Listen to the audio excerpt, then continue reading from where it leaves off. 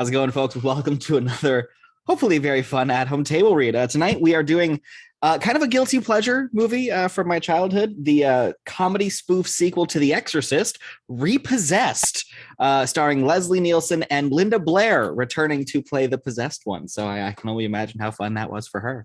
I'm really excited to see how this one's going to go because it's a very silly movie. So let's just get right into introducing ourselves. Hello, I'm George, and I'll be doing the action description.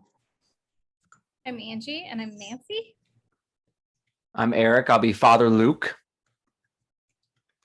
I'm Logan. I'm Father Mayii. I'm Kevin. I'll be playing Ernest. And I'm Jen, and I'm Fanny. Hi, I'm Anne, and I'll be Frieda. Hi, I'm Travis, and I'll be playing Braydon. All right, well, George, take us away. All right, Repossessed. Original screenplay written by Bob Logan. Not this Logan, Bob Logan. Fade up on a blue screen as a low synthesized hum fades up, followed by the words the audience is hearing. The hum increases in volume, finally peaking in a crescendo as a graphic BFD sound appears. However, an annoying staticky crackle suddenly destroys this moment of listening bliss as we fade to black. Fade up on exterior, an inner city townhouse night. It's a foggy, dreary night as light fog enshrouds the brick townhouse and its brick enclosed garden entryway. A graphic fades up, 1973. Cut to interior of the townhouse night. Low angle panning upward from the bottom of a 15-step stairway. At the top of the stairs is a closed door. From behind the door, we hear objects, large and small, being thrown about, along with the threatening voices of a priest, Father Mayii, and the caustic, deep growl of Satan himself. I command thine putrid spirit be banished from this child's soul. Never, the girl's soul is mine. Mine! In the name of God Almighty, I cast ye back to hell.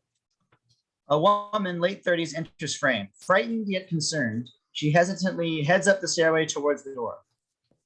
Stop it! Damn you! Stop! It is the Holy Ghost that commands you.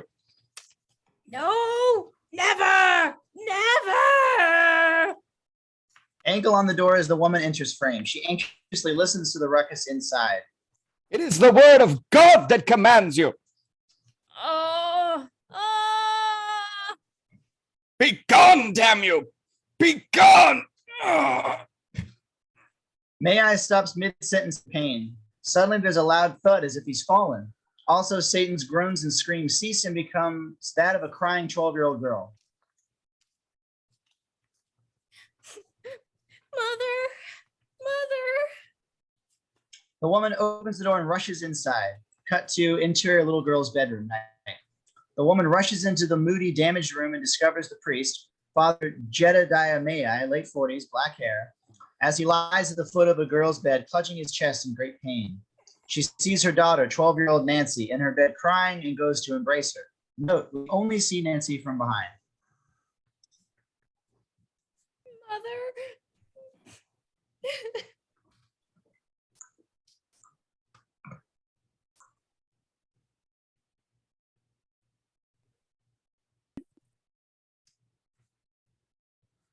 Thank God, Nancy, darling.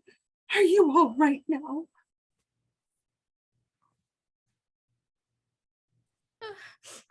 I think so. What happened to me? The woman takes Nancy up to Father Mayii, who is slowly getting to his feet, still grabbing his chest in pain. Bless you, Father. I don't know what to say.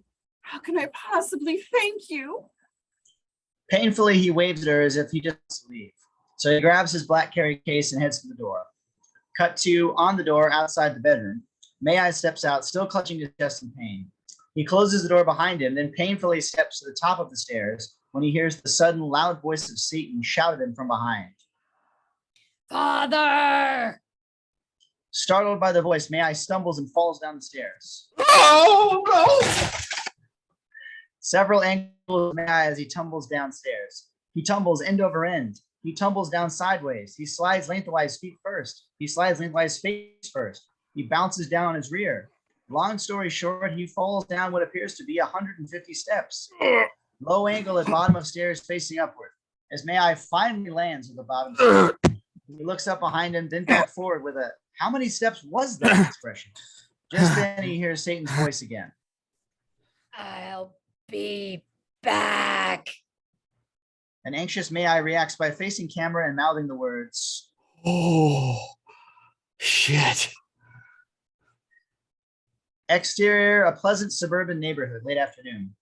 Our wide-angle crane shot starts high through the tree branches of this pleasant middle-class neighborhood. We pan down to street level and angle on a lovely Leave It to Beaver-style home across the street. A graphic fades up, 1990, followed a moment later by a graphic AD. Thank you. Cut to interior of the Aglet family living room, late afternoon. Angle on TV screen. A sports announcer speaks, voiceover, as we see several angles of hockey players involved in violent fights with costumed animal characters and ice capades like skating. So, for the 5th time, this charity match between the Pro Hockey All-Stars and Peggy Hamill's Pals on Ice has turned ugly, Dan. A petite female ice skater punches a hockey player in the face repeatedly. And once again, it was Dopey Duck who started it all when he decided to haul off and cold cock defenseman Jacques Monolith. Suddenly, the channel changes to another channel. On the TV screen, we now see a living room and an English castle circa 1944. A live woman's head with a wedding veil sits on a table. A graphic appears. Bride's head revisited. For another episode of Bride's Head Revisited. A young soldier enters the room, approaches the woman's head. At last, my dear loving bride. Oh, my darling. I always knew you'd revisit me. Cut to on two kids on their sofa opposite the TV set. Ned Aglet, 12, a spoiled brat, begins flipping more channels with the remote control, while his equally spoiled sister Frieda, 13, watches. Man, I hate public broadcasting. All they ever got are boring British dramas, documentaries on bugs, and pledge drives. Yeah, it's almost as bad as CBS's Fall Mine Up. Back on the TV screen, Ned flips to a channel where a commercial is just ending. Suddenly, a graphic, the Ernest and Fanny Miracle Hour, fades up against a colorful stage curtain, along with organ music playing Rock of Ages. It's the Ernest and Fanny Miracle Hour. On the kids who can't stand this program, we hear applause and the announcer's continuing voiceover in the background. Oh, yeah, I'm sure. Quick, change it before they start begging for our allowance. Just as Ned points the remote control, it's taken out of his hand by his father, Braydon Aglet, 35, who steps into the scene. Hey, what you doing? No more channel changing. You're driving me plumb loco. But Dad, you don't want us watching Ernest and Fanny. They're into brainwashing people. Yeah, and you know how much it costs to deprogram a kid today? Yeah, relax. We'll be eating dinner in a few minutes. He walks towards the kitchen as the kids sulk. Angle on the TV screen. We see a Tonight Show desk and sofa set, along with a fancy Ernest and Fanny logo hanging above it. Cut to interior the television studio stage. We are now seeing the same shot as before, only now we are in the actual TV studio. And now, brothers and sisters, here's Ernest and Fanny Ray Weller. Ernest and Fanny Ray happily strut on the set to the cheers of a huge audience. Ernest, 40-ish, is dapperly attired in an expensive conservative suit. Conversely, Fanny Ray is dressed in a very expensive, yet absolutely gaudy outfit, wearing gallons of makeup and carrying a Shih Tzu dog in her arms. On a stagehand, standing off stage, pushing the applause button. The audience cheers and applauds. Sold homemade signs. God bless Ernest and Fanny. John 3:16. Lakers 116. Celtics 112. Hey-o. Hey-o. Hey-o. God bless you and welcome to the Ernest and Fanny Miracle Hour. I'm Ernest. And I'm Fanny. And you all know little Foo-Foo. On the audience in unison, they all affectionately shout out, "Hi, Hi, Foo-Foo." Back on Fanny as Foo-Foo barks. Foo-Foo says, God everyone. As Precious. Fanny giggles her annoying giggle again, Ernest forces a smile. We've got a terrific program of inspiration for you tonight. As always, we're gonna read some passages from the good book. Says a few special prayers for some special viewers, and try to heal a few of our sickly and or crippled followers. Oh, well, bless our hearts, Ernest, because I would love some of that. And Ernest, Foo-Foo loves to see you heal people. Yes. Close on Ernest as he represses an annoyed sigh. Yes, Foo-Foo is a good dog.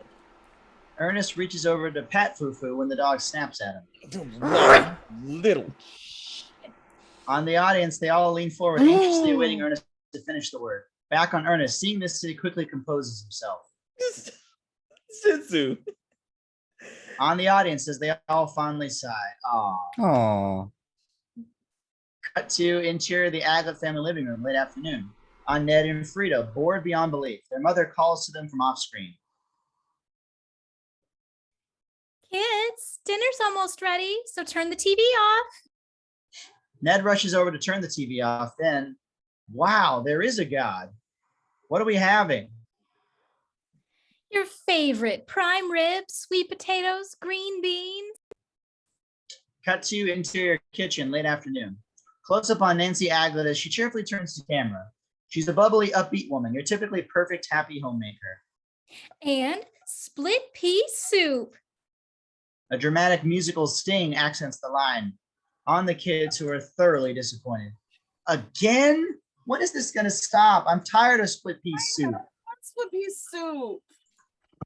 On Braydon, as he opens the kitchen door, a box of seal cow in his hand. That's enough, kids. Your mom's the head honcho in the kitchen, not you. He tosses a biscuit outside, sound effects of a seal yelping. He then joins Nancy as she finishes preparing dinner. So how was your day, Nancy? Oh, same old routine. Took the kids to school, worked out for an hour at the gym, cut the lawn, washed the car, went to my military espionage class, picked up the kids, then started dinner. Braydon puts the seal chow in a cabinet, then opens the refrigerator and pulls out a carton of milk. Honey, you amaze me. I mean, I'm behind a desk for 8 hours and then come home exhausted. But look at all you do every day, and you're still fresh as a daisy. You are the perfect wife. They kiss, then Braydon pours a glass of milk. The back of the carton has a photo of Jimmy Hoffa with Miss Jimmy Hoffa. Thank you, sweetheart. But I must admit that lately I have been feeling a little run down. She crosses the counter and grabs a shopping bag. So much so earlier that I just had to go out and get some air. She pulls out a can from the shopping bag with air on the lid. Braydon affectionately pats her on the butt. It's probably nothing. Ned, Frieda, let's eat. They all sit at the dinner table with the typical commotion, and I hate split pea soup. It's not bad once in a while, but like every other day. Okay. Wow, that's enough. Let us pray. Everyone bows their heads and clasps their hands. Dear Lord, we thank you for all the blessings we are about to receive, and we pray that you will continue to guide us with your knowledge, steer us away from temptation, and help the LA Clippers, to get their act together. Amen. Amen. Close up of Nancy. Amen. Another dramatic musical sting. The family begins eating as we dissolve to the same scene minutes later. Nancy and Frieda are cleaning up. Really, Mom? I want to change my name. All my girlfriends think it's dorky. But Frieda is such a nice name. Not my first name, my last name. Aglet. But darling, the Aglet name is a distinguished name. Distinguished? Come on. I mean, what's it mean anyway? Well, in the old days, Aglet meant he who puts those tiny plastic things on shoelaces. See, back then, a person's last name was usually the same as their occupation. See, Dad can't even pronounce the name right. Like, a man named Fred Carpenter would build houses, or Thomas Baker, like, made bread. That's right. So what did John Hancock do? Frieda, Ned, and even Nancy looked at Braydon for an answer. Let's check what's on the tube. Jump cut to interior Aglet living room minutes later. Nancy, Braydon, and the kids are watching TV. Cut to insert of TV screen. A man sits in a chair by a light and finishing reading a book. It's the most incredible product you've ever seen. It's the amazing clapper. The man claps his hands and the light goes out. Turns electrical appliances on and off just by clapping. The commercial cuts to a hospital room. An old man lies in a hospital bed as his wife stands by his side. The TV set in the background is on.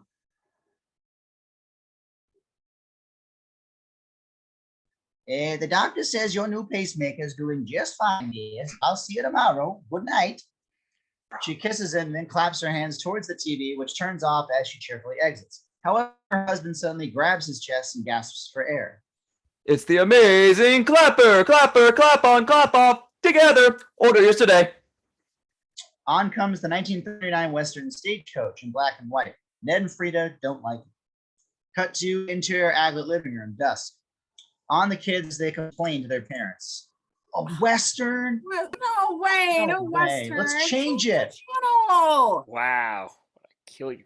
Hold on a second. This is John Ford's Stagecoach. It's a classic. Yakamakanat. If it's such a classic, how come Ted Turner hasn't colorized it yet? The kids continue bearing. Okay, I'll change it. She aims to control the TV, however, it doesn't work. That's strange. I guess the batteries are dead. She crosses to change the channel manually. On the screen comes the Ernest and Fanny show with the couple looking at the camera. Finally, I want you all to remember why we are here.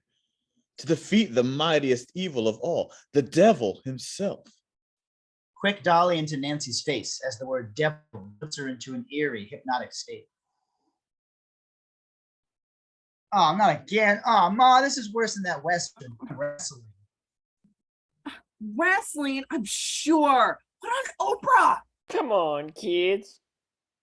A pulsating glow comes to Nancy's emotionless eyes. Her face begins to contort as she also murmurs a low, ghoulish growl. You can feel secure in knowing there are millions of people, just like you, who believe in the power of God, and our numbers are constantly growing. That's why I'm always happy to say. A graphic fades up. There's a believer born every minute. There's a believer born every minute. Good night. Good night, everybody. God bless you. God bless you. As the audience applauds and theme music comes up, Nancy's tormented body twists in pain as she struggles to regain herself, a situation not helped by her kids yelling at her. Ma, change it. Come on. Now. Use the Ma. channel. Come on.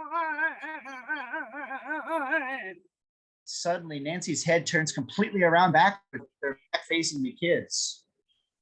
Silence! One more word of defiance from you little sacks of shit, and there'll be no TV for you tonight. She spits a stream of green fluid at Braydon and the kids, covering their faces and clothing. Nancy's head quickly returns to its normal position. Regaining herself, Nancy is shocked by her actions. Oh, kids, I'm so sorry. I don't know what's come over me. She begins sobbing and runs to her bedroom, leaving behind her shocked family covered with gunk. $20 says it's PMS. Suddenly, Nancy screams from her bedroom. Make it stop! Make it stop! Braydon, help me! Braydon jumps up, runs to the bedroom. Cut to interior Nancy and Braydon's bedroom dusk.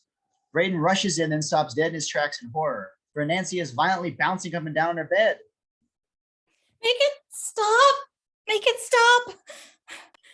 A suddenly reassured Braydon casually grabs the bed's massage control and turns it off. Immediately, Nancy stops bouncing. Darn, I hate it when I sit on that control. Oh, Braydon, I'm so sorry. Don't be ridiculous. You know, hon, maybe it was the soup. After all, you made it for us. every other day for the last month. What do you think? She seems to want to confide something to him, but she resists. I don't know, maybe. Look, Braydon, I think I'd feel better if you just leave me alone. How much? 20? 100? No, dear, leave me alone. By myself. Okay, but tomorrow you go see Dr. Hackett. Get it checked out, okay? Okay.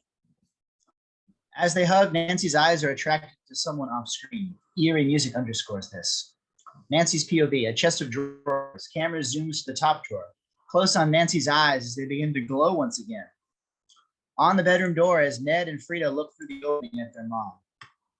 Yep, definitely PMS. Cut to exterior hospital morning.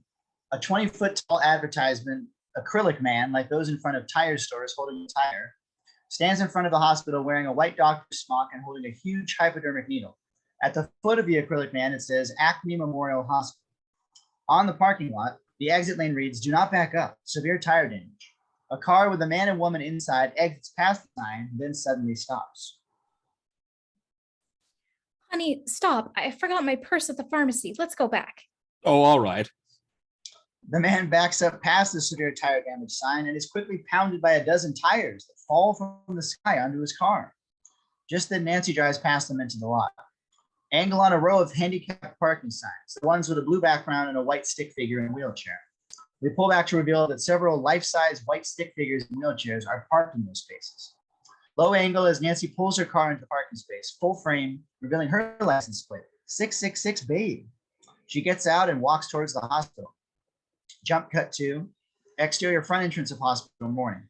Nancy enters the hospital and is passed by a man with a leaf blower blowing two bums down the sidewalk and into the street. Cut to interior hospital lobby elevator doors morning. Nancy presses the elevator button. Cut to interior of the elevator morning. A young couple are on the elevator and kissing passionately. "I'm so glad the doctor cured my impotence. Say, babe, it's been 4 months. How about it?"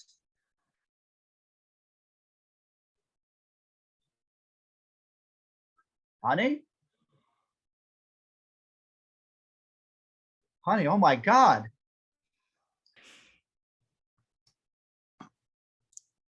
Here? Now? He nods. She smiles, nods, then drops out of frame. The man's face turns to one of extreme pleasure. Cut to interior hospital lobby floor morning. From behind Nancy, we watch as the elevator doors open. She sees the couple and tries to make the best of an embarrassing situation. Excuse me, are you getting off? Cut to interior hospital's third floor elevator morning. Nancy exits into the corridor. She approaches a man in a suit writing on a clipboard with his back to her. Dr. Hackett? No, I'm not a doctor, but I do play one on television. That's why I recommend new buffer tabs for headaches. Nancy simply walks away from the man. She approaches the head nurse in the nurse's station. Excuse me, I'm looking for Dr. Hackett. Could you page him for me?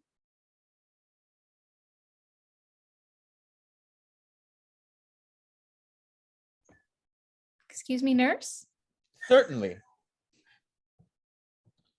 Boy. She rings a desk bell and a midget bellboy in Philip Morris type garb steps up. Boy. Page Dr. Hackett. Yes, ma'am.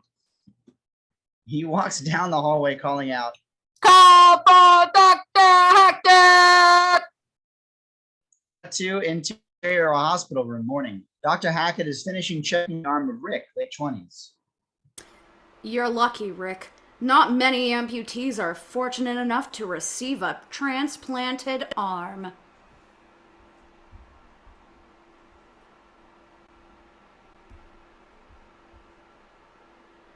I know, but Damn I it. sure feel bad that wrestler had to die for me to get it. "Call for Dr. Hackett!" Hackett hears the call, starts to exit. Gotta go. See you in rehab. Sure, Doc. Thanks. Rick stands to put on his shirt when his transplanted arm suddenly grabs him by the throat and wrestles him to the ground because it's a wrestler's arm. Do you get it, folks? Cut to interior hospital nurses station morning. Hackett greets Nancy. Hello, Dr. Hackett. Hello, Nancy. Long time no see. How are Braydon and the kids? Just fine. And Braydon got a promotion. Really? Yes, the school board just appointed him to head school crossing guard. Ah, that's terrific. So what seems to be your problem? Last night, something came over me. I don't know. I just felt such incredible anger, and then suddenly I vomited all over my family. Oh my. Smooth or chunky? Smooth. Doctor, what could it be? Possibly the flu. I had 2 cases of it just come on in. An orderly walks behind him carrying 2 boxes marked flu. Doctor, I must admit that hospitals have always frightened me. He takes her by her shoulders to comfort her. Nancy, relax. Why, this reminds me about this 6-year-old girl who got her arm caught in a sewer drain. When the paramedics got there, they told her she'd have to go to the hospital. She was frightened of hospitals too and then started to cry a bit, but you know what she said? More at ease, Nancy shakes her head. No. She said, "Can the doctor make sure my dolly is okay too?" They both chuckle. Nancy feels much more at ease. Oh, how sweet. What happened to the girl? Ah, hell, we had to amputate the arm, but enough of that! I've ordered a complete exam for you, so what say we get to it? Hackett and a nervous Nancy walk off screen. Jump cut to a montage of examinations. Interior examination room. Nancy, in a hospital gown, has her throat checked by a male doctor in a white coat and wears a goatee. Cut to interior another examination room. Nancy has her eyes checked by another male doctor who also wears a white coat and also has a goatee. Cut to interior yet another examination room. Nancy has her breasts examined. We pull back to reveal she's being checked by a female doctor in a white coat and a goatee. Cut to interior a gynecologist exam room. Nancy sits in the stirrups, legs up. The male gynecologist puts a glove on his hand and is about to examine her. Just then he takes off his white coat, revealing an elegant suit and tie. He waves off screen and a waiter enters, pushing an elegant serving tray with food, lit candles, etc. An Italian man enters, playing romantic music on his violin. Nancy's face shows her worry as we cut to interior, a darkened room. On Nancy as a hand with a watch in front of her hypnotized face. You are getting sleepier and sleepier. Now on the count of 3, you'll be completely hypnotized. 1, 2, 3. Nancy's head drops. We pull back to reveal the hypnotist. How do you feel, Miss Egglet?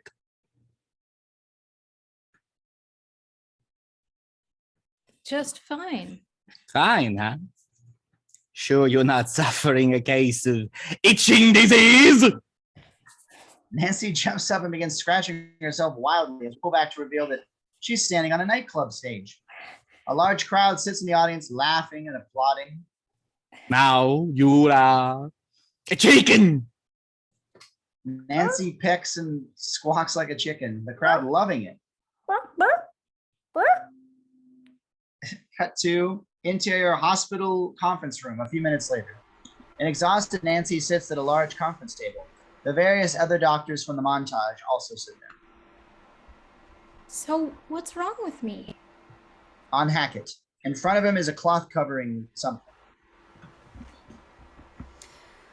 Well, all of the examinations were conclusive. Nothing's wrong with you, physically. Physically? Does that mean there may be something wrong with me mentally? Hackett pulls off the cloth, revealing 4 skulls. One is marked chimpanzee, the next gorilla, then human. The last one, Amelia Earhart, has aviator goggles and a woolen muffler. Sorry, I did not have those. I'm not going to win props next year. Anyway, possibly, please understand, any mental dysfunction is difficult to diagnose. Allow me to explain why. He picks up the gorilla and human skulls. As you probably already know, the brain is a highly complex, mostly unexplored organ which actually has enough mental capacity to hold, two minds in one. Yet with all this storage space, it has been proven that man only uses about 10% of his brain's potential, which may explain why we keep electing Republican presidents. Oh my God, I live for this line. Thank you, Logan. But how does this relate to me? Well, if you had recently suffered a trauma of some sort, it could have settled in your subconscious and may well be what's causing your problem. On the hypnotist and the gynecologist. Has something traumatic affected you recently? Well, I guess I didn't mention this before, but Braydon and I lost one of our children this year. The doctors nod at one another in agreement. But we did find him a few hours later in the housewares department. The doctors frown. Look, I'm sure this is costing my husband a fortune, so let's get to the bottom line. Do you have a diagnosis? Well, in a nutshell, I took a survey of the doctors gathered here, and when I tallied their opinion, and I don't know who this person is. Oh, wait, no, I do! Survey said... He turns to the wall behind him. A panel on the wall flips over, a la Family Feud, revealing the words, "We're all stumped." The three goatee doctors seated side by side applaud. Good answer. Good answer. Good answer. Good answer. Nancy frowns as we cut to exterior residential neighborhood sidewalk day. A depressed Nancy walks down the sidewalk, whispering to herself. I can't believe this is happening to me again. Dear God, why? For years after that horrible incident as a child, I've strived to lead a good, clean, decent life. A blind man with his guide dog have now walked up next to Nancy. The sound of a deep cuckooing tone is heard in the background. Ever since then, I haven't done anything morally wrong. Well, except watch that bootleg Rob Lowe tape. Angle traffic light as it turns from yellow to red. An audio box which cuckoos different sounds to alert blind people at street crossings sits right below. The deep cuckooing tone now changes to a high-pitched cuckoo. Back to scene. Nancy stops as the guide dog stops the blind man. Out of the way, Samson, that's my boy. Oh, wait, I got the dog again. An older lady steps up next to them holding the cuckoo clock. God, if you hear me, please give me a sign. Closer on Nancy as she notices something across the street. Cut to exterior, a small suburban church day. Her POV of a small suburban church across the street. A long line of people stand outside waiting to get inside. After a beat, several beams of sunlight cascade through the clouds onto the church as if pointing it out to her. Back on Nancy. She still looks off screen, only now with relief. That's it. That's it. Wider angle as the older lady's cuckoo clock begins cuckooing. Immediately, the blind man, thinking he hears the crossing beeper, heads across the street. Sound effects, tire screech, a loud thud, dog barking, a man's groans, etc. Cut to a panning shot of the church lawn marquee, which reads, Our Lady of the Evening Church, over 80 billion blessed. Below that, it reads, Confession services today. Among the people in line are hookers, a pickpocket picking a pocket, and Leatherface from Texas Chainsaw Massacre, tugging the starter on his chainsaw. Another angle, the line divides into two. A sign above one line reads, Express Lane, 8 cents or less. Below that, a cheerful hostess, like in a restaurant, stands beside a podium. The next man in line is Oliver North, dressed in full Marine garb. Behind him is another man, his attorney, 40-ish, suit, glasses, etc. They step up to the hostess. The name's North, ma'am. I have a reservation. Let's see. Yes, Mr. North. And when was your last confession? North listens as his attorney whispers in his ear, then. I don't recall, counsel. Ma'am. Please, follow me. She leads them off screen. Cut to interior of the church day. A church organ plays Linda Ronstadt's You're No Good as the hostess opens a confessional booth for North and his attorney. Here you go. Enjoy your confession. She exits as they both enter the booth, and North says, Hello, Father. First, I'd like you to meet my attorney. The attorney closes the door. From here, we pan along the closed confessional doors. Inside number 2, we hear, So, my child, your penance is to listen to 6 hours of Tiffany records. Oh no, not that. Not that. we Pan to booth number 3, where a cartoon cutout of a priest holds his hand out about shoulder high next to the booth, with the words, "You must be at least this high to seek repentance." A man exits as another man enters, puts a quarter in a slot, then shuts the door. We hear an 8mm movie projector start up, along with perverted moans and groans. From the booths, we pan to the pulpit at the end of the church, where Father Luke Brophy, 30, attractive, sincere, is almost finished speaking to his small congregation. However, his mind is obviously elsewhere. So, my friends, I'd like to leave you all with this simple thought. He who gives of himself to someone other than himself will find that he shall receive from that someone something that someone other than he shall, which he, has coming from. Wait a second. The 20 or so church people look at one another in confusion. Okay, he shall receive that which he give of himself, which he would look, just be good to each other. The people smile at one another in agreement. With that in mind, I will now ask our ushers to pass around the donation plate.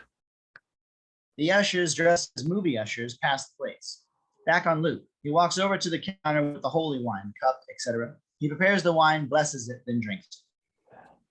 It was only beginning to get to me. Being in the priesthood, I mean. Not that I didn't have interesting moments. I mean, when a man confesses to you that he's having an affair with a curling iron, well, that tends to curb the boredom. On the plate, as it's being passed from hand to hand, we see money, domestic and foreign, being tossed in, food stamps, poker chips, an IOU, etc. Someone even puts in a buck and takes change from the coin change maker that's attached to the plate. It was simply that I was beginning to lose confidence in my faith and myself. Back on Luke as he wipes the cup with a cloth, reaches under the table, opens in front of a dishwasher, then places the holy cup inside. By the way, my name is Father Luke Brophy. 5 years ago, I had joined the church because of my belief in God and a desire to help my fellow man. Back on the plate, a woman's hand puts in a paper note with the words, "Your name," written on it. Pull back to reveal it's Nancy. Not to mention they had a great dental plan. But now I was thinking of leaving the church. Why? Lots of reasons. Dissolved 2. Interior Luke's church office a few minutes later. Luke sits at his desk. Behind him on the wall is a large painting of the Last Supper. However, instead of food, there are several buckets of chicken on the table. The pay was barely minimum wage. You wore the same outfit every day, and you had absolutely no social life. It was like working at Burger King. There's a knock on his door. A nun enters with a note from the donation plate. Excuse me, Father. While tallying the donations, I came across this note with your name written on it. Thank you, Sister Brothers. He reads the note as he exits. She exits. A curious look crosses his face. Jump cut to interior Luke's apartment late afternoon. In his dimly lit room, Luke is reading a book, Believe in Yourself, by Charles Manson. After a few beats, he tosses it on his sofa table in frustration. There on the table, he notices the note marked "Your Name." He takes it and scans it again. I was at the crossroads, not sure what path to take. But what was soon to happen to me would alter my way of thinking forever. Then he reaches for his telephone when suddenly the phone rings loudly, startling him. He catches his breath and answers it. Hello? Cut to a split screen with Luke on one side and Nancy in her living room on the other. Father Brophy, this is Nancy Aglet. I'm the one who left you that note today. Oh, yes. I was just about to phone you. I hope I'm not disturbing you. I looked your number up on the phone. That's okay. So what's this about you're having a religious problem? Braydon passes by Nancy, who whispers. Father, I can't talk over the phone. Is it possible you could come over tonight so we could speak privately? Well, if... Please, it's very, very serious. Sure. Thank you. I live at 733 Sex Drive. Goodbye. Luke hangs up and walks off screen. However, his phone receiver falls off the base unit. Nancy notices this, reaches across the split screen, hangs up Luke's phone, then hangs up her own. Cut to exterior Aglet family home evening. Luke parks across the street from Nancy's home. As he proceeds to cross the street, he comes across a Chevy van that sits in front of Nancy's home. It shakes back and forth, and a teenage boy and girl's moans and groans can be heard coming from it. Harder! Harder! Ah, Ricky, pull it out! Pull it out! Luke walks around the van and finds that the boy's foot is stuck under the van's rear tire. The girl strains to pull his foot out. Luke pushes the van and helps him get the boy's foot out. Gee, thanks! Thanks! Thank you, Father! Oh my God, I just looked at your face! They go in their van as Luke heads to Nancy's front door. Cut to interior Nancy's living room. Braydon and the kids are playing with a mystic spirit board when they hear the doorbell. Braydon calls to the door. Enter and sign in, please. On the front door, as Luke enters, takes some chalk from the small wall blackboard, then signs his name, a la What's My Line? Father. Luke. Profi? Brophy. Trophy. Braydon goes to shake Luke's hand. Close above the two hands shaking, one is white, the other black. Welcome, Father. I'm Braydon Aglet. These are two children, Ned and Frieda. Hello. Hey. Come on, Dad. Let's play with the Mystic Spirit board. Okay, kids. Braydon and Luke cross towards the living room sofa and sit. Nancy mentioned you'd be dropping by. Something about her working with the church? Something like that. They sit on the sofa. Braydon points to the Mystic Spirit board. Care to play, Father? No, thank you. The church has always had a rather dim view toward mystic spirit. They say it functions as a tool for the devil. Does our playing offend you? Of course not. Go ahead. What should we ask it first, Dad? Braydon and Ned put their hands on the board's pointer, then ponder what to ask it a moment. Then, Aha! Here's one I've always wanted to ask. Will Ted Kennedy ever become president?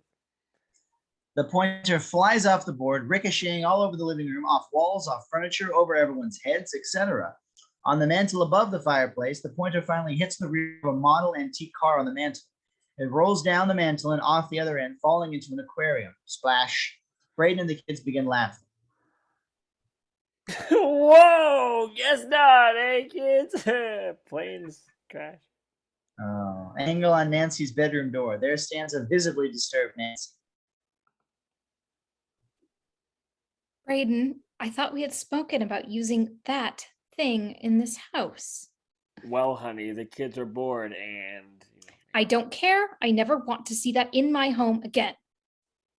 Everyone is stunned by her uncharacteristic temperament. She catches herself, apologizes. I'm sorry for raising my voice, everyone. I've had a long day. Father, I'm terribly sorry. May I suggest we go to another room? He nods yes as we jump cut to interior Nancy's bedroom night. Nancy and Luke stand in her room. I assume you don't want your family knowing about this?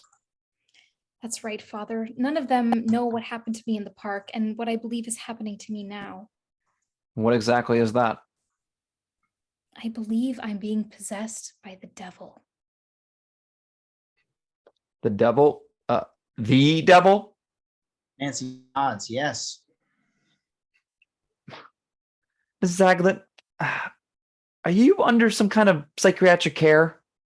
Father, I'm not crazy. When I was a young girl, I was possessed by the devil. Not just a demon, but the devil himself. I went through the worst hell you could ever imagine. If this is true, how are you saved? The church sent in an exorcist, Father Mayii. He battled with Satan for many weeks. Finally, he was able to rid the demon from my soul. I know this sounds implausible, but you've got to believe me. Right. Look, I'm sorry, but I've got my own problems. Good night. He crosses to the door, but she stops him. Father, please, I've got proof of what I say is true. I once gave my word never to show anyone what you're about to see. Nancy goes to the top drawer of her chest of drawers, the one from before. She pulls out a small box and pulls out an old high school athletic type certificate. She hands it to Luke. It reads, Certificate of Demonic Possession.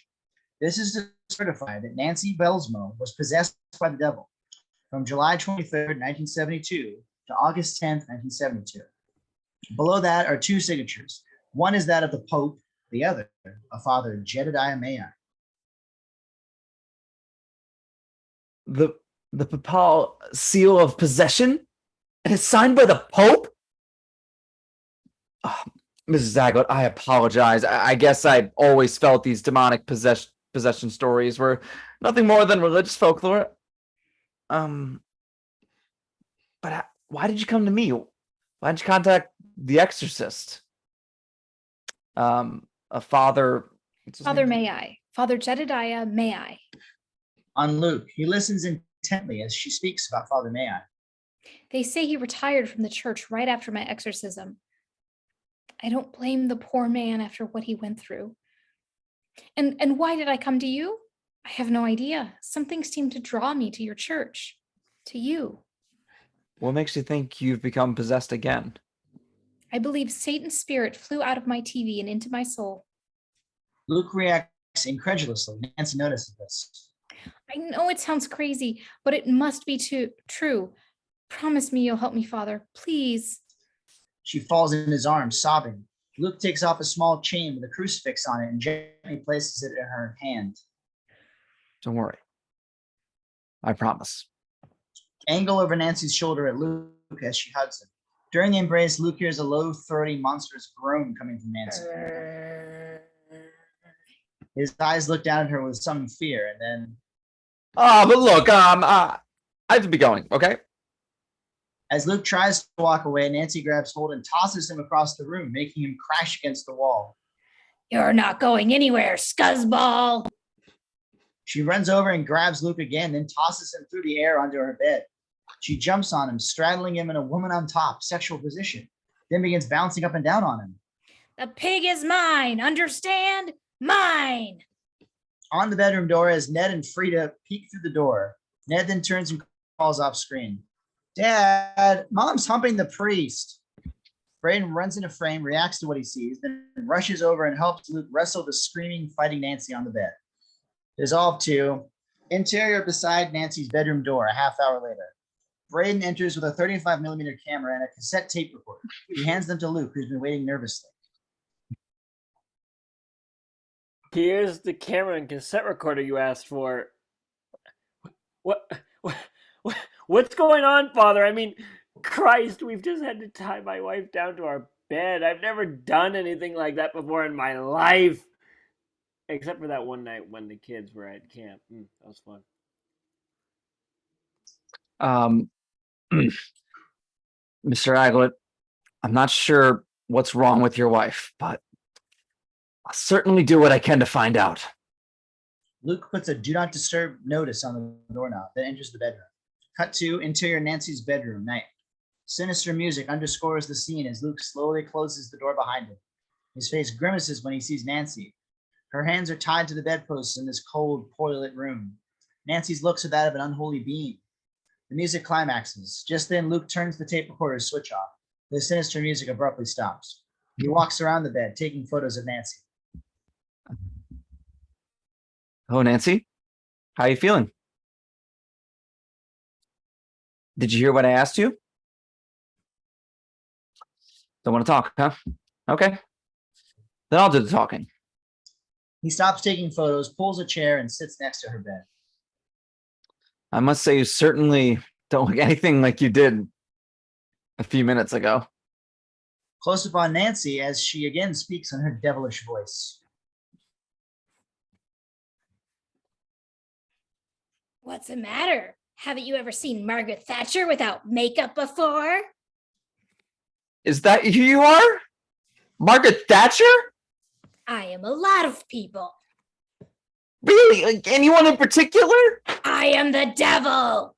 Is that right? I guess that means that you and I have gone from being friends to being enemies, Don't humor me, maggot. I am far more powerful than you can ever imagine. All right, maybe. But however, you are but one person. I represent the beliefs of far more people. Is that right? Did you know that the Christian religion has over 1 billion followers? Big deal. So does Wheel of Fortune. Luke ponders what she said. She's got a point. I happen to be an equal opportunity atheist, butt wipe. So don't try to impress me with numbers. I hate all forms of religion. And I hate all who do not bow in my presence, no matter if they call themselves a Baptist, a Protestant, a Catholic, or a Jew. God bless you. Never say those words to me, punk. You mean God bless you? Watch yourself, boy. The last collared jockey who screwed with me wound up with a dislocated shoulder. I'm not frightened. They found it in Baltimore. Luke reacts. By the way, happy birthday. Luke stops cold. Today is his birthday. How did you know today was my birthday? I know a lot of things, peckerhead. And being the considerate type that I am, I got you a present. She hauls off and spits a large object at Luke. The object hits him in the chest and falls to the floor. He picks it up and is disgusted to find that it's a medieval-looking shrunken head. I hope it's the right size. Oh, la-di-da, you silly, weak fool, putting so much faith in a god you've never even seen before. I don't need to see him, for the Bible says God created man in his own image. Oh, yeah? Then how do you explain Pee Wee Herman? If you really are the devil, why don't you prove it? Nancy becomes silent, just stares at him. How about do something supernatural like? Don't humor me, douchebag. Go ahead and press this silly weak fool. ¿Puedo hablar español, hombre de Dios? Yo hablo muy bueno en todos los idiomas, estúpido. A 3-year-old can speak another language. Really? Can a 3-year-old do this? Suddenly, a burst of fire shoots out from the top of the bedpost beside Luke, startling him. He quickly tries to regain his calm. No, but any amateur magician can. Not impressed, huh? All right. Then how if I Nancy looks directly at the camera. make the film break? Sound effects. The perforations of the film slice apart, then the film breaks. We hear nothing and only see the white screen. After 10 seconds, some incidental music comes up. After another 10 seconds, a large silhouette of a hand attempts to repair the broken film. After a moment more, the picture starts up again with a close-up of Luke's shocked face looking at camera. God! Jump cut to interior outside Nancy's bedroom door a minute later. Luke exits the bedroom, closing the door behind him and turning the do not disturb notice to moon service. A hotel maid enters Nancy's bedroom with her cleaning cart as Luke walks off screen. Braydon and the kids meet Luke as he heads to the front door. Mr. Aglet, has Nancy been acting irrational? I don't know, at all? Well, lately she has been sending fan letters to Sam Donaldson. Okay. One last question. Does your wife know any other languages? No. Why? She just spoke to me in fluent Spanish. Spanish? I don't understand it. Don't feel bad. Most people don't. I'll be in touch. Good night. He starts to exit when Braydon stops him. Father, wait. I don't know what it is, but something tells me you know what's wrong with my wife. Now, our whole family is suffering terribly through this ordeal. So, if you know something, I beg of you, let us know. There's a long pause as they all stare at Luke. Luke gives in. All right. It may sound unbelievable, but my guess is that Nancy is Braydon, Ned, and Frieda leaning close for the answer. possessed by the devil. Braydon is devastated by the pronouncement, breaking down to Luke's arms. However, Ned and Frieda react differently. He said it's only a guess, Frieda. That isn't enough proof to win the bet. I still say it's PMS. No, yeah, I knew it. Where's my $22, stupid PMS? Ha! Cough it up. Pay up. Jump cut to interior Luke's car minutes later, night. Angle on Luke as he drives to the city. A doll of a nun, its head bouncing, sits on the back windowsill. Going through a myriad of emotions. Of course, I felt a deep concern for poor Nancy's situation, yet I was also rather selfishly excited about the possibility of her actually being possessed. The only problem was I didn't know a thing about exorcisms. He looks off screen to his right. Fortunately, fate was on my side. Angle on a boy waving maps on a street corner beside a sign. Maps to the retired Exorcist homes. Luke pulls over, unknowingly parking over a manhole by the curb, surrounded by maintenance equipment and a men working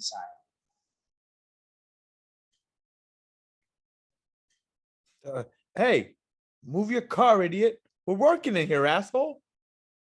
Luke, unaware of what he's done, steps out and buys a map from the boy. He looks at the map and steps over to a payphone.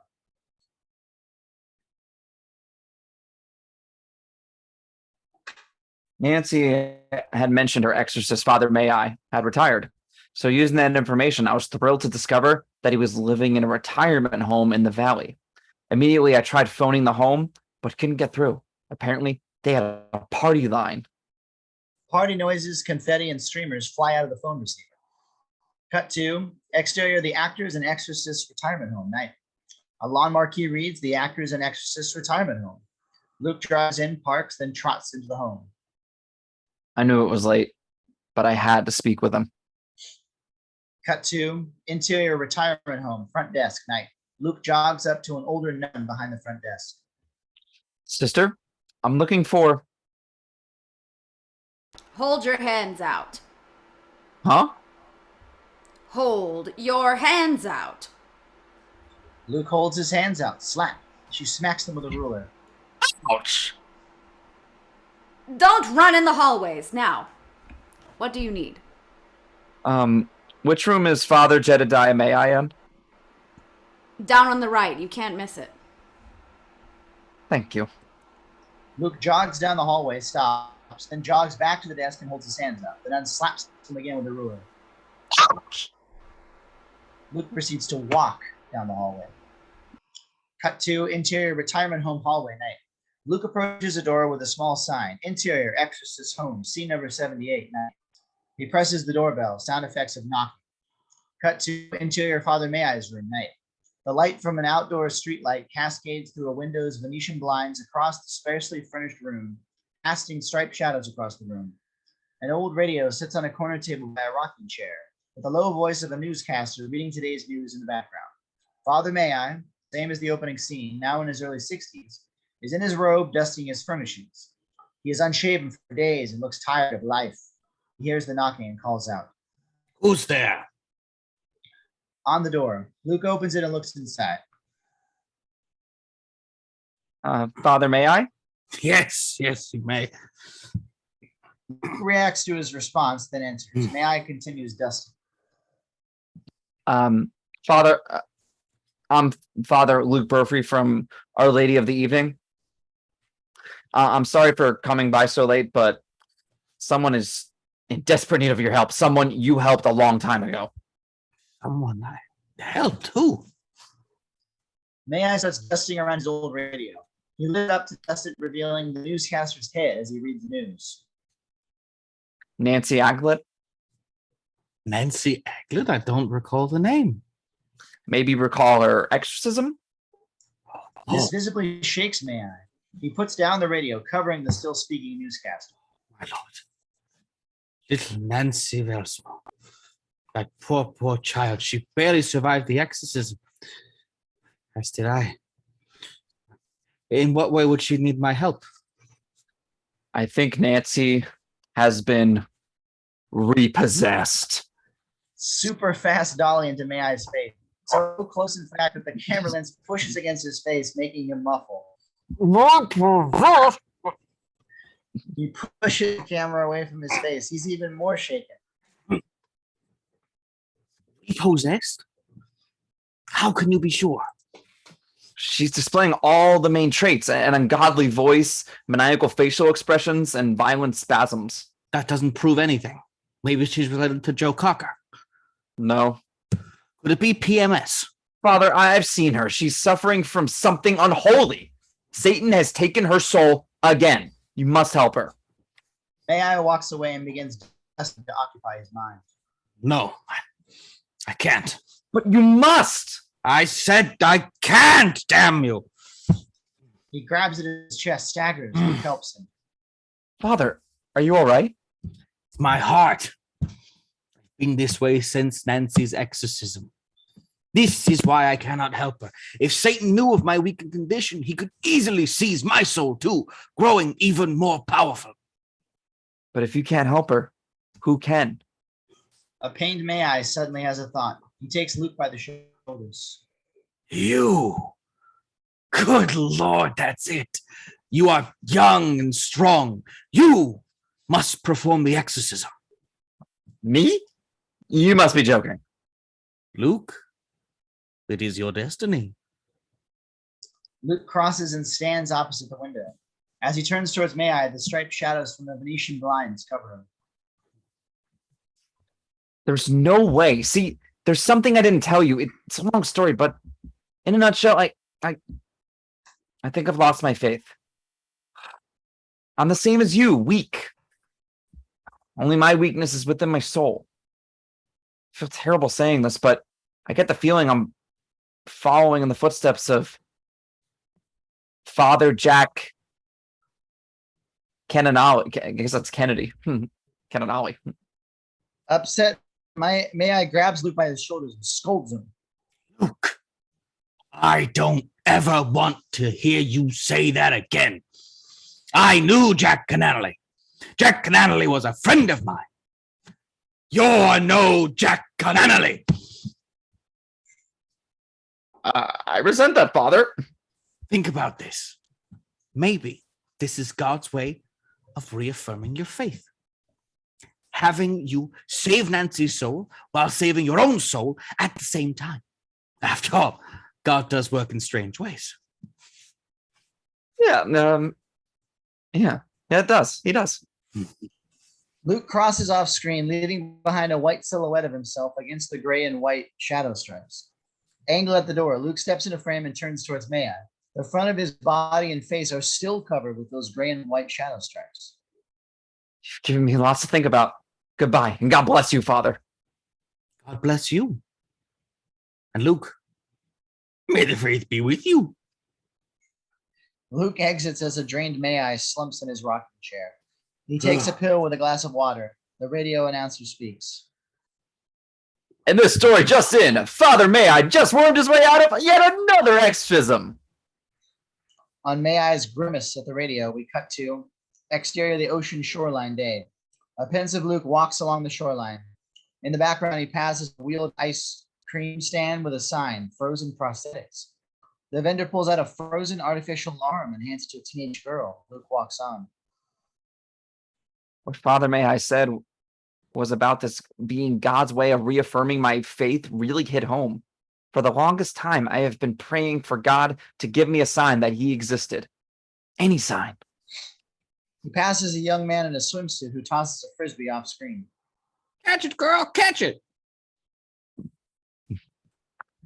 Now, the more I thought about, the more I realized that Nancy's possession was a sign from God. It was his way of challenging me. He passes a young lady who's caught the frisbee in her mouth. The young man runs up to her, puts a treat in her mouth, and pats her head.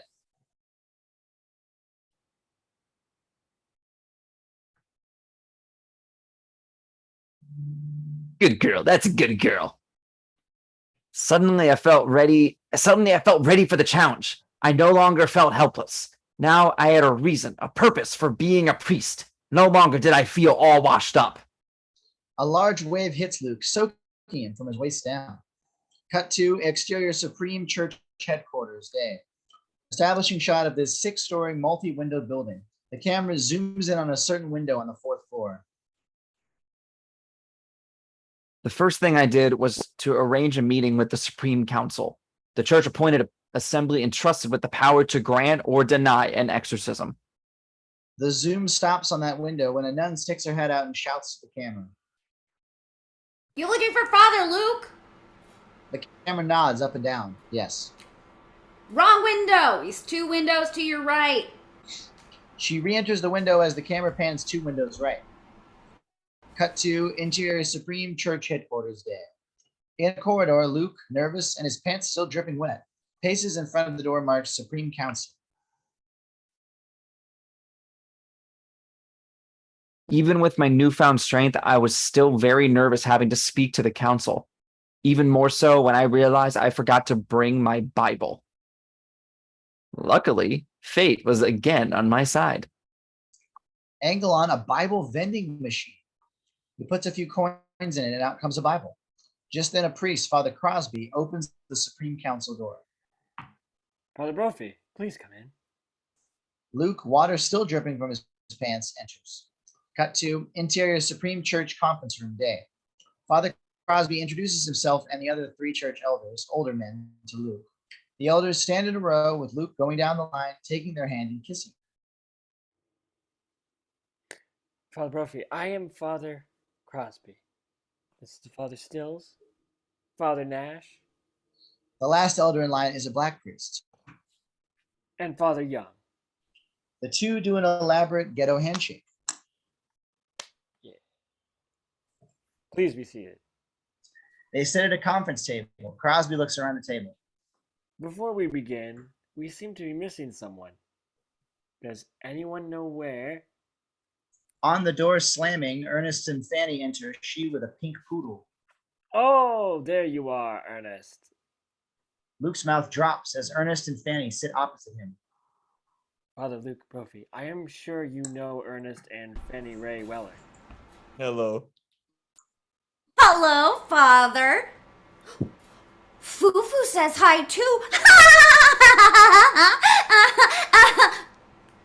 On Luke, he obviously knows of them and is obviously not a fan. With all due respect, Father, why are they here now? The Wellers are our guests. This is all a part of the new interfaith exchange program the church has adopted. I see. Now we understand you are presenting evidence regarding a possible demonic possession. Yes, Father. Then please begin. Luke stands, glances at a clock on the wall. It reads 3 p.m. Dissolve 2, mini montage. Going back and forth from Luke talking to the elders listening. Also Luke showing slides of Nancy in bed, including a cute one of her and Luke in bed, bugging for the camera, etc.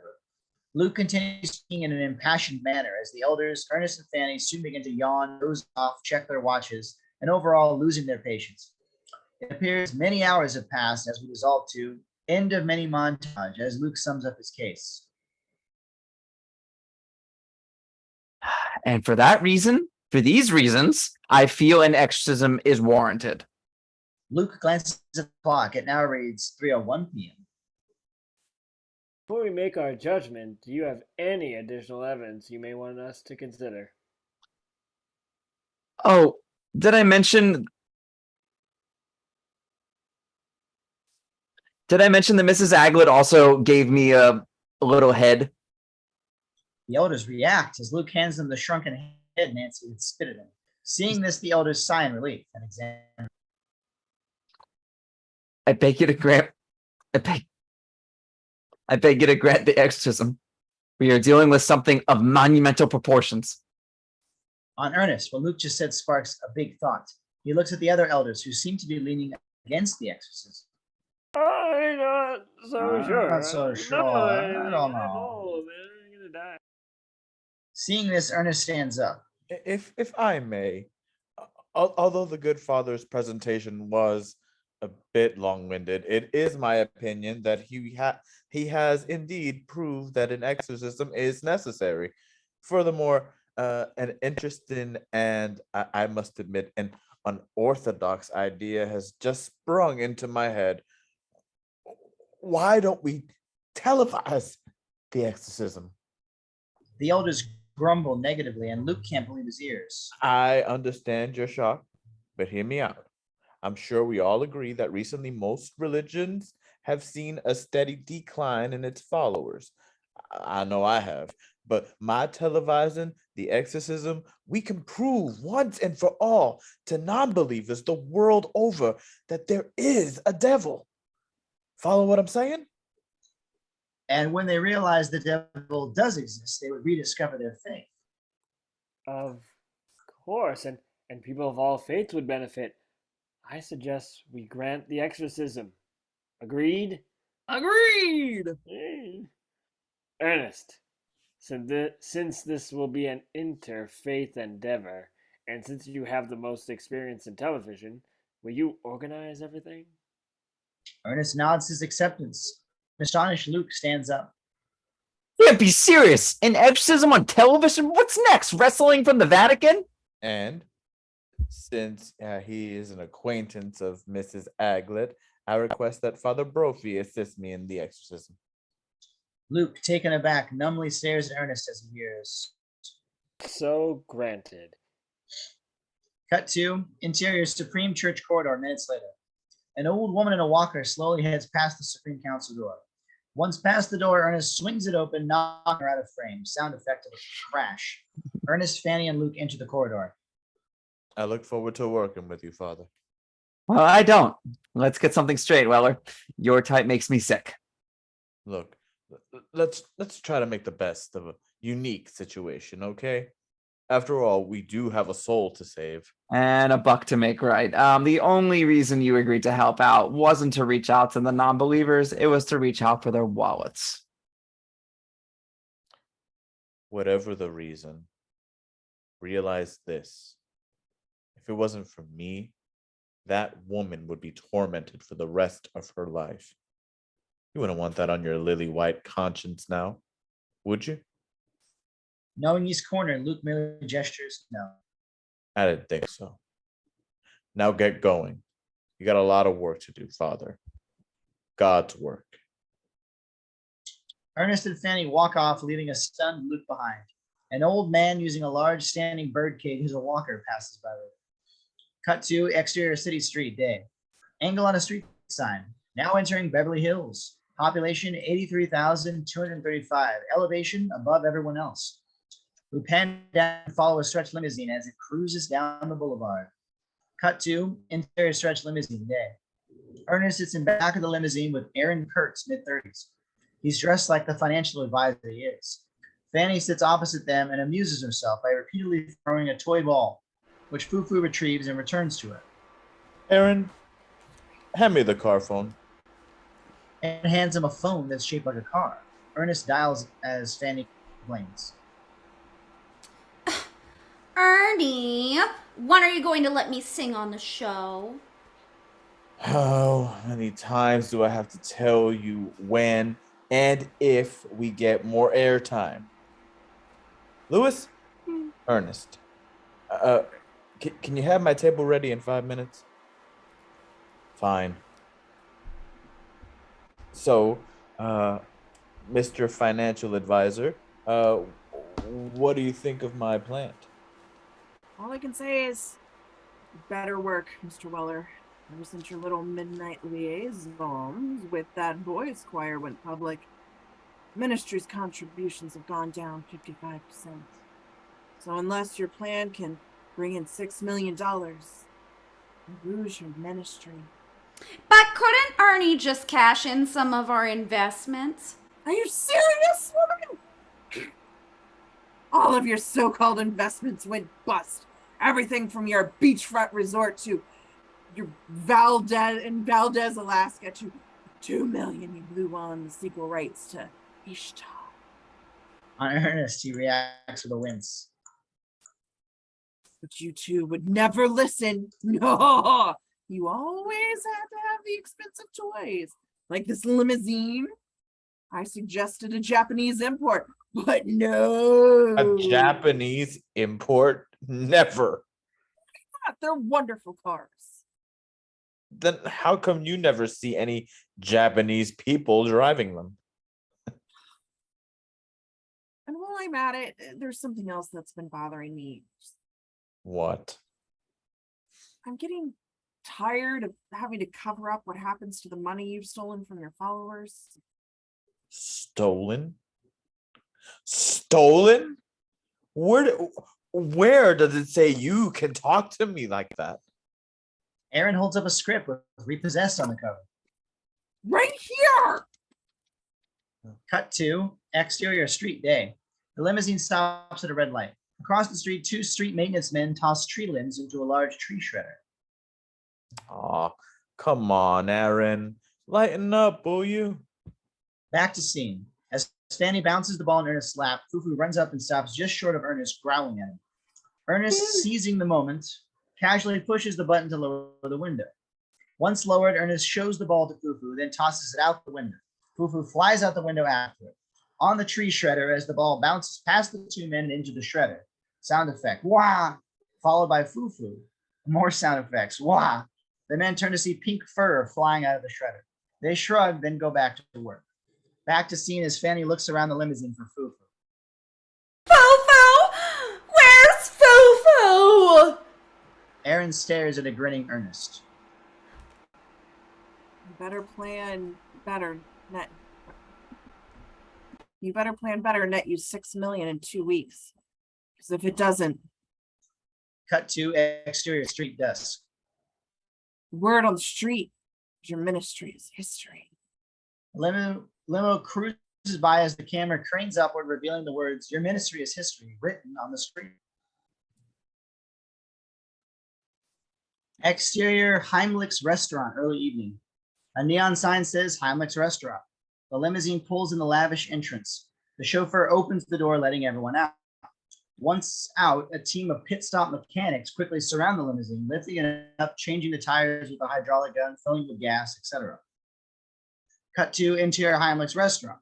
A cigarette girl with her tray of cigarettes and cigars walks by. Cigars, cigarettes, prophylactics. Cigars, cigarettes, prophylactics. She passes Ernest, Fanny, and Aaron as their maitre d' leads them to their table. Ernest notices something off screen. Angle on a table with 3 mafia types. One is Frank Lott, 40, the tough Brooklyn Italian leader. He shouts off screen. Come on, where the hell's my iced tea? Lott sees Ernest off screen, waves for him to come over. On Ernest and the others, Ernest nervously acknowledges Lott.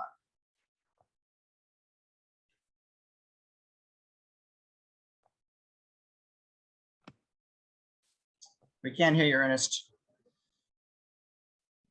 All right. You two go ahead. I'll be right back. He walks off screen. Another angle as an apprehensive Ernest approaches Lott's table. Hello, Frankie. Mr. Lott. How have you been? Not bad, Padre. Not bad at all. A waiter enters and places an 18-inch high block of ice shaped like the letter T in front of Lott, and then exits. Listen, weren't you supposed to have contacted me regarding a certain transaction we made some time back? But I did. I called you a day ago. Lott's hoods are in anger to reach for their coat pockets. Yo, who you calling a day ago? A day ago. The same waiter approaches Lott. Excuse me, Mr. Lott. Are you full yet? Yeah. The waiter puts a Lott full sign beside the table. And while you're here, give me a key to the John. The Padre and I have some business to discuss in private. Waiter hands him a dirty 2x4 stud with a key attached to it. Jump cut to interior men's room. Camera pans at floor level, revealing the various pairs of men's shoes inside the stalls. All the shoes are normal except for the horse's hooves in the last stall. Sound effects of a whinny. We pan up to find Lott and nervous Ernest as they enter. They use the urinals as they speak. Note, one of the urinals next to them is mounted on the wall about 3 feet higher than the others. I'm concerned, Padre. I hear your little business, excuse me, your little ministry is in deep, deep trouble. And you still owe me lots of bucks for bankrolling it. Well, I'll admit we've had some financial difficulties. Some? How's $6 million due in 2 weeks? Not to mention the 4 mil I donated plus interest. So being the charitable type that I am, I'm also giving you 2 weeks to pay up. Got any problems with that? In the background, a man on stilts enters. We only see him from the waist down as he steps up to the elevated urinal. No, no problems. As a matter of fact, I'll have a plan that will guarantee your money back. I hope so, Padre. Because if you don't, I'll make sure your next business venture is with the good Lord himself. Capiche? Don't worry, Mr. Lot. You'll have every cent. Lot zips up, flushes, slaps Ernest's nervous face with his wet hand, then exits. Cut to a multi-day montage begins. Interior Nancy's bedroom a few minutes later. Ernest and Luke enter the bedroom. Ernest is taken aback by Nancy's horrible looks as he steps up close to her. Hello, Mrs. Aglet. My name is... hear my words, demon. I shall cast thee out from this poor woman's soul, for thou art the prince of darkness, the unholy rogue from hell, and the epitome of all evil.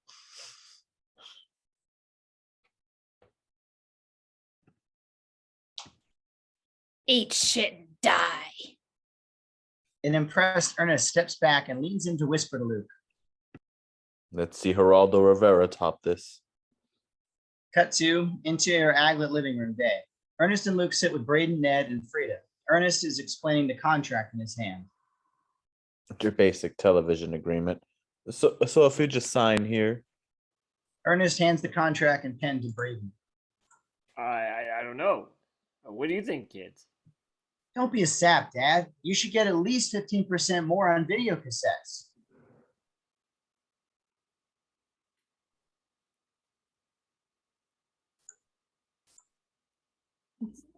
I misplaced my mouse. Yeah, and the demand for foreign rights and all the English-speaking territories too, Dad. Braydon looks to an exasperated Ernest, who begrudgingly agrees. Cut to interior Tardestine network office day. Ernest, contract in hand, stands before a long table surrounded by several network executives. Beside him on an easel is a poster that reads, Ernest and Fanny's Exorcism Tonight. So here's my proposal. The special is called Ernest and Fanny's Exorcism Tonight. It'll be broadcast live worldwide by satellite and will air continuously until whatever the final outcome. On the financial side, your network will receive all commercial revenues while my ministry receives all phone donations. Angle on Freddie Tardestine, the head of programming, as he sits at the head of the table with a large wall schedule of the network's daily programming behind him, i.e. 8 o'clock, the new Father Knows Best, 8:30, the new I Love Lucy, 9 o'clock, the new Family Affair, 9:30, the new I Spy, 10 o'clock, the new Dactari, 10:30, the new Green Acres.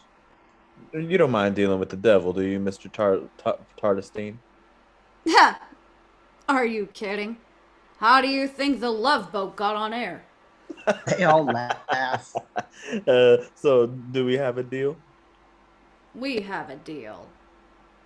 Tardestine walks up to Ernest and shakes his hand. Then here's to Ernest and Fanny's Exorcism Tonight. May it be this network's biggest ratings bonanza. As they all shake hands and such, we zoom in close on the Ernest and Fanny's Exorcism Tonight poster when a fire begins burning through it. The bonanza theme music accompanies the fire as we cut to interior Nancy's bedroom. We dolly into an extreme close-up of Nancy's face. She chuckles as if she knows of Ernest's dealings. Wait till they get a load of me. Cut to interior Luke's apartment at night. Luke sits on his sofa drinking coffee and reading the Bible. Close insert of the page he's reading. Its heading reads, Exorcism Ritual. Under this title in a black box is Surgeon General Warning. Exorcisms are dangerous to your health. Cut to interior professional photographer studio. A high fashion photographer positions Ernest, Fanny with many animals, and a belligerent Nancy against a white background while taking snapshots. The series of photos range from Cosby family shots to exploitative ones, i.e. Ernest preaching from the Bible, to a growling Nancy, to Nancy on her hands and knees in a sexy Playboy centerfold position. Cut to a newspaper/magazine montage of Us Magazine, TV Guide, and Time, with front page photos of Ernest, Fanny, and/or Nancy, followed by a Playmate magazine photo of Nancy tied to a bed in a sexy negligee with the Play Bunny's data sheet on the opposite page. Cut to interior Nancy's bedroom day. With Nancy strapped to her bed, Ernest coordinates his staff of people on recreating the bedroom into a set. The TV director, assistants, set designers, lighting personnel, etc., all take photographs, draw sketches of the room, check the bed fabrics, furniture, etc. Meanwhile, everyone ignores the indignant, ranting Nancy as if they move about as if she wasn't there. Cut to interior television studio soundstage. The place is ablaze of activity as the finishing touches on an exact replica of Nancy's bedroom are being applied. Lights are adjusted, props inspected, TV cameras positioned, etc. Close on a stand-in for Nancy, an older, ugly man in cheap replica makeup, as he lies bored, smoking a cigar in the bed. On Ernest and two men, Lamont and Wendell, 50s, as they stand off to the side, speaking in hushed tones. Gentlemen, since you're the best special effects men in the business, all I require from you are effects that'll make this woman appear possessed. And in total secrecy. Agreed?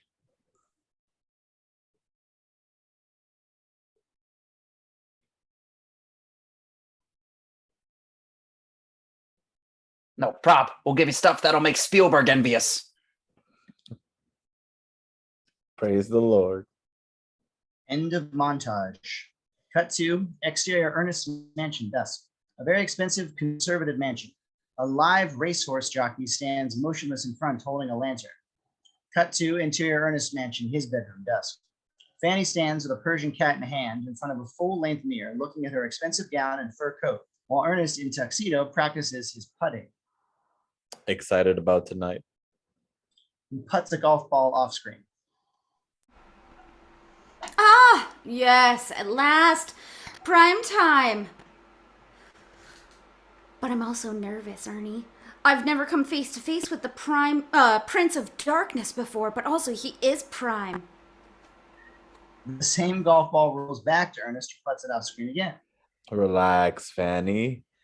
You're not going to be face to face with the Prince of Darkness. The ball rolls back again. As he puts it again, we pan with it until it rolls into the mouth of the house butler lying on the carpet. He then spits it back to Ernest. Because this woman isn't possessed. She's just some nutcase who thinks she's got the devil in her. Boy, I'm gonna milk this one.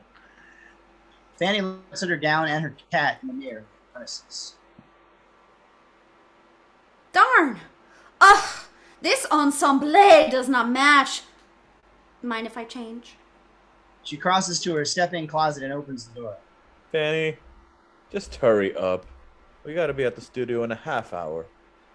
In the closet, there are no clothes, just live animals, dogs, cats, foxes, and even a boa constrictor wrap, hanging on hangers. Fanny puts her cat in a hamper, then takes down a chihuahua. She steps out and parades her new outfit to Ernest. There. Now I'll feel comfortable when I sing my song. Remember? You promised. On Ernest's painful grimace, we cut to exterior front of the television studio night. The scene is reminiscent of a movie premiere with a large crowd of people standing on either side of a red carpet leading into the studio entrance. Skylights light up the sky as limousines drop off the guests. Angle. Several policemen try to hold back an enthusiastic group of citizens behind a street barrier. Angle on another street barrier. This time, several citizens are trying to hold back an enthusiastic group of policemen. Army Archer stands at the reception area speaking to a TV camera.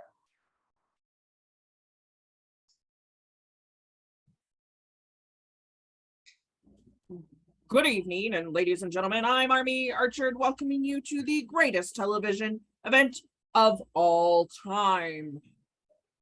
Ernest and Fanny's Exorcism tonight! This incredible happening is being televised live around the world, and we have a tremendous crowd on hand here at the Global Television Studios. They are waiting in anticipation of seeing the invited guests, which includes some of the biggest names in show business. A limousine pulls up to the red carpeted curb. And speaking of big names, here comes that lovely couple, Rip and Elizabeth Taylor. From the limousine step Elizabeth Taylor, look-alike, and Rip Taylor. She is elegant. He tosses bags of confetti at the crowd. Don't they look stunning? And now it looks like, yes, Sean Penn has arrived. So many photographers surround Penn's limousine that you can't see Penn. However, we do hear several punches, followed by photographers flying and tumbling out of the crowd. Oh my, is it possible? It is! It's Frank Sinatra! The crowd turn their heads towards the limousines and cheer madly. Junior! The cheers instantaneously turn into a disappointed groan. Wait just a minute. Yes. Well, here they are, the courageous couple who are minutes away from dueling with the devil himself, Ernest and Fanny Ray Weller. Ernest and Fanny, with Nacho, step out of their limousine to the thunderous cheers of the crowd. They walk down the runway, waving till they come up to Army. Hello. Oh, welcome.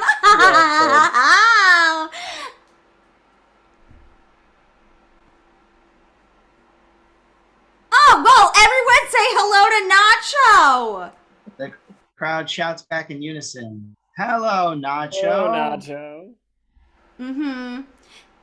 Oh, Nacho says hello there. First off, congratulations to both of you on such a terrific evening. Thank you. Thank you. I have a question.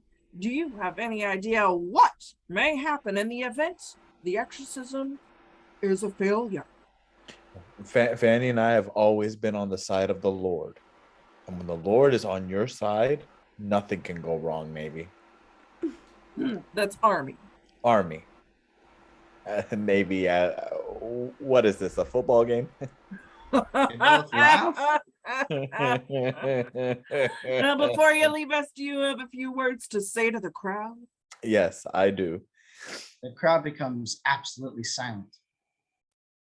In just a few minutes, we will be venturing deep into the vile domicile of the demon himself in an effort to free the sweet soul of one of God's children. All of mankind will soon experience the ultimate battle between good and evil through the miracle of television. So hurry home and tune in the show. When Ernest says show, the entire crowd cheers uproariously for a few seconds, then disbands literally in 5 seconds. Instantly, there is not a soul in sight, just the trash left behind. A cricket can be heard in the background. After a few seconds of silent desolation, Luke's car pulls to the curb. He quietly walks down the red carpet as a solitary tumbleweed rolls past him. Cut to interior studio soundstage. A large crowd of people sit in the audience. A curtain runs the length of the stage, sealing the stage from the crowd. Also in the crowd are the 4 church elders, Frank Lott and his 2 hoods, and Braydon, Ned, and Frieda. Ned and Frieda are eating popcorn, cotton candy, drinks, etc. Cut to interior TV control room. Behind the control panel are the director, assistant director, technical director, several other crew members.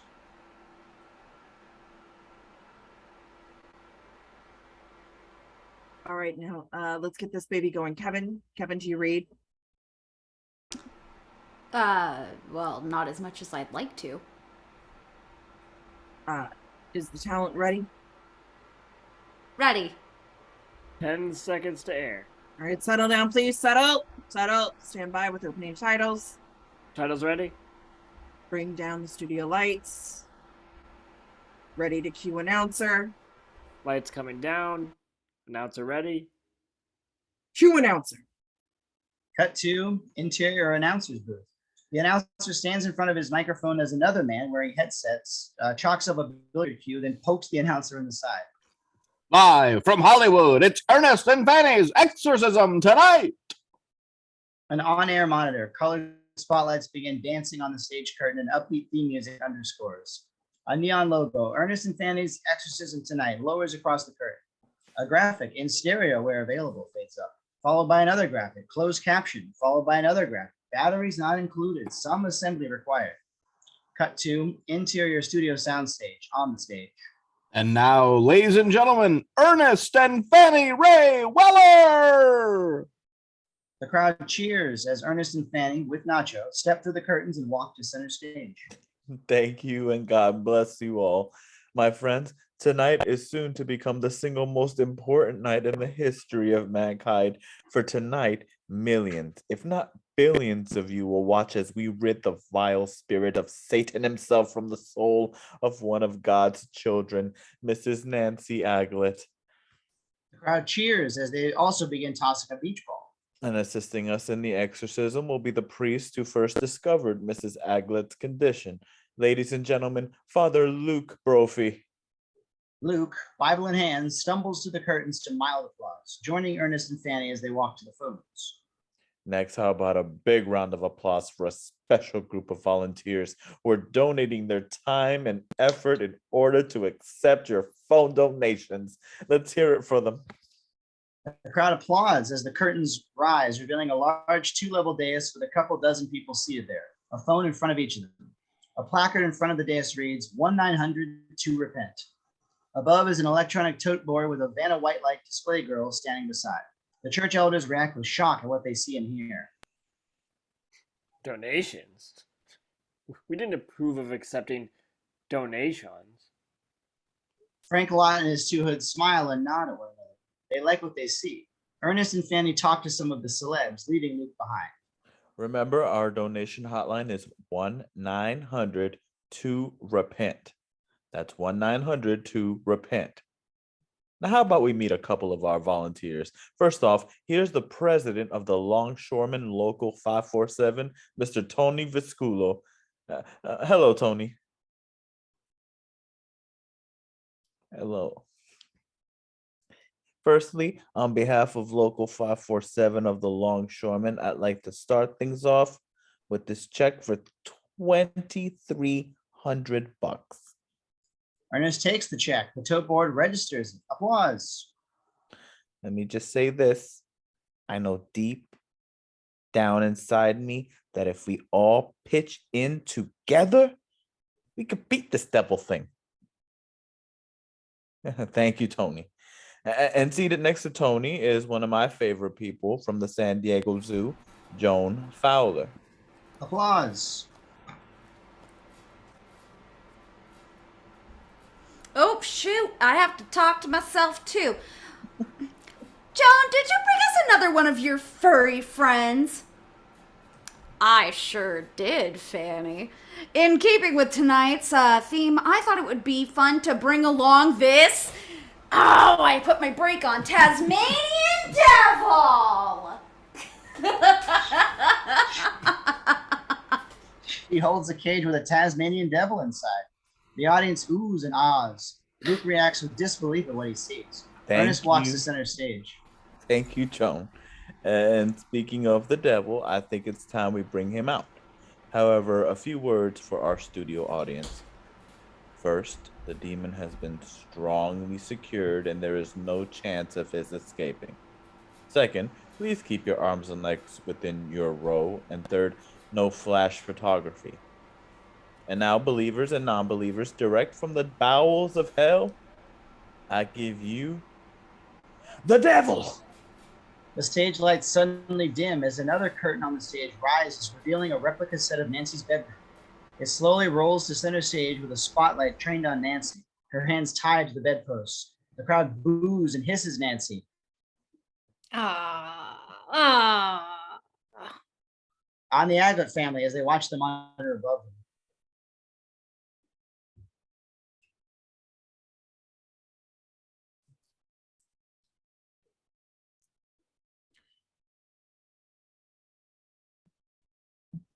Aw, Chimo looks terrible. Well, they say television adds the 10 pounds to you. Ernest and Fanny step up to Nancy. Are you prepared to meet your maker, demon? Blow that shit out another hole. Friends, you can see what we're dealing with. And we'll get to dealing with it right after these commercial messages. The applause sign flashes. The audience responds.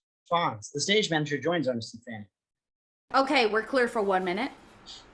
Stage lighting goes back to normal. Ugh. Makeup! A tough 50s Jewish makeup woman enters with her makeup. Oh, I get to do this with myself too. I'm so excited. Thank you, Logan. Do something. She looks ghastly. Fanny exits frame as the makeup woman tries to approach Nancy. Touch me and I'll piss on your grave, you withering old bitch. You can't scare me, doll. I once did Streisand for 6 weeks. Hello, the schnoz. Angle on Luke as he grabs Ernest and takes him to the side.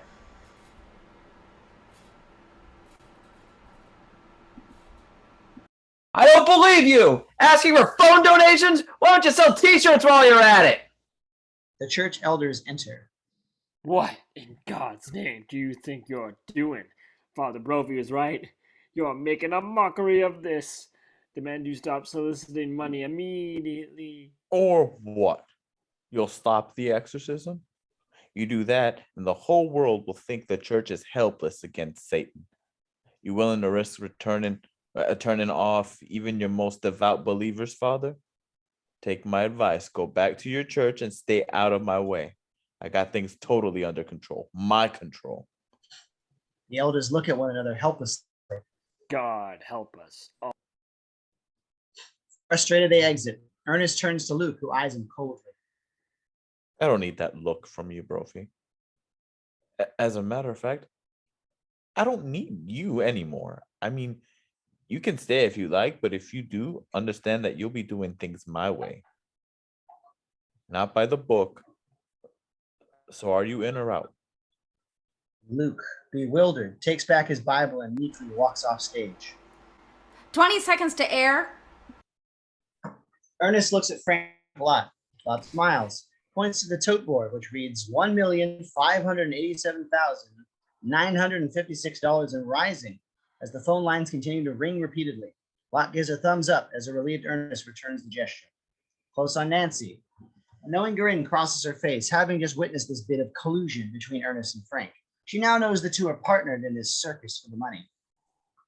Cut to interior studio hallway. Luke, defeated, walks down the hallway, opens the door marked green room, and discovers that everything in the room is green. Inside, a man and woman in green clothing have just finished laughing at a joke. They look at Luke. Can we help you, Father? Luke shuts the door, goes to the next door with a star and Father Luke Brophy. He goes inside, closes the door. Cut to interior studio soundstage.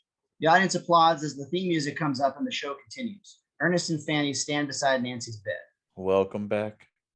Sadly, I must inform you that due to an emergency, Father Brophy has had to leave us and will not continue with the exorcism. The Agler family reacts with great disappointment. But not to fear, for the Lord and I shall continue the battle together. With Fanny off to the side of Nancy's set, Ernest parades around Nancy's bed as he begins his version of an exorcism. Now, with the Lord's blessing, let us begin the exorcism. On a row of people in the audience as they buckle themselves in with seatbelts. Begone, demon. I command that thine putrid spirit leave the holy being of this child of Jesus. I command that ye shall never again invade the kingdom of God, that ye shall forever be damned in the valley of fire, never to show thine ungodly face to man again. I cast ye back to hell. I cast ye back to hell. I cast ye back to hell. Lovely. Excellent. Tell you what, leave your picture and resume at the door and we'll get back to you, okay? I command you. Begone. My, you're so butch. Ernest steps back, attempts another approach. Why, Satan? Why in the name of God did you decide to enter the soul of this gentle, loving woman? I needed a vacation. It was either go to Hawaii or go in Nancy. And who can afford Hawaii? Be serious, damn you. We're dealing with a woman's life. This isn't a comedy. Since when? Look, how much longer is this going to take? I got to go to the John. Shut up. I'm serious, you schmuck. I got to go drain my lizard. Okay, Satan, fine. I'll agree to let you go. as soon as you agree to let go of Mrs. Aglet's spirit. It'll be a cold day at my place before that happens. You know what, turd ball? You're really beginning to piss me off. Nancy grunts, then her face turns from strain to bliss as we hear pissing under her sheets. The audience reacts with disgust as Ernest calls off screen. Has anyone got something to clean this mess? The stage manager, he holds out a copy of the National Esquire. A TV cameraman holds out his National Esquire. Many audience members hold out their National Esquires. On Fanny, she takes her copy of the National Esquire and begins mopping up the sheets between Nancy's legs. Thanks, dearie. Listen, while you're down there, you don't happen to have a crucifix, do you? Trying to regain control, Ernest places his hand across her forehead while raising his other hand skyward. Be silent. Dear Lord, as your humble servant, I ask that you help me rid this loathsome, sorrowful spirit from this woman. Nancy lets out with a long, loud yawn. Give me the strength, oh Lord, to banish this demon back to the bowels of hell, to leave the cleansed soul of God's children forever. Nancy now snores loudly. The audience begins murmuring as if they feel Ernest isn't in control. Sensing this, Ernest turns and gives a facial gesture off screen. Angle off stage as Lamont and Wendell, the special effects men, gesture back, then turn to their effects control panel. Ernest suddenly jumps back and really fire and brimstones Nancy. I've had enough of this. I'm throwing off the gloves, damn you. Dear Lord, I humbly ask that you summon all of your holy power and give me the strength to let Satan see the light. Ernest again glances off screen at the effects men, who hit a button on the control panel. Suddenly, all of the studio lighting begins to flicker on and off. On the audience as they react with much concern. On Nancy as she does the same. What's this? We feel the power, O Lord. We know that you are with us. We pray that you show us the way to shake Satan from this woman's body. The effects man presses the button and the bed suddenly begins to shake. Lightly at first, but then increasing to a violent bouncing. Nancy looks around with wide eyes in genuine fear. Hey, what is this? Who's shaking the bed? The power of Jesus Christ, that's who, you unsavory creature. Nancy's eyes catch the two effects men off screen manipulating the control panel. A grin comes to her face when she realizes this isn't all an act. She decides to play along. Oh, I've taken this soul and I'll never give it back. Never. Suddenly, the bed stops shaking and lands on the floor with a thud. There's a moment of silence, followed by enthusiastic applause from the audience. Ernest, ego showing, acknowledges them, then goes after Nancy again. Give up, Satan.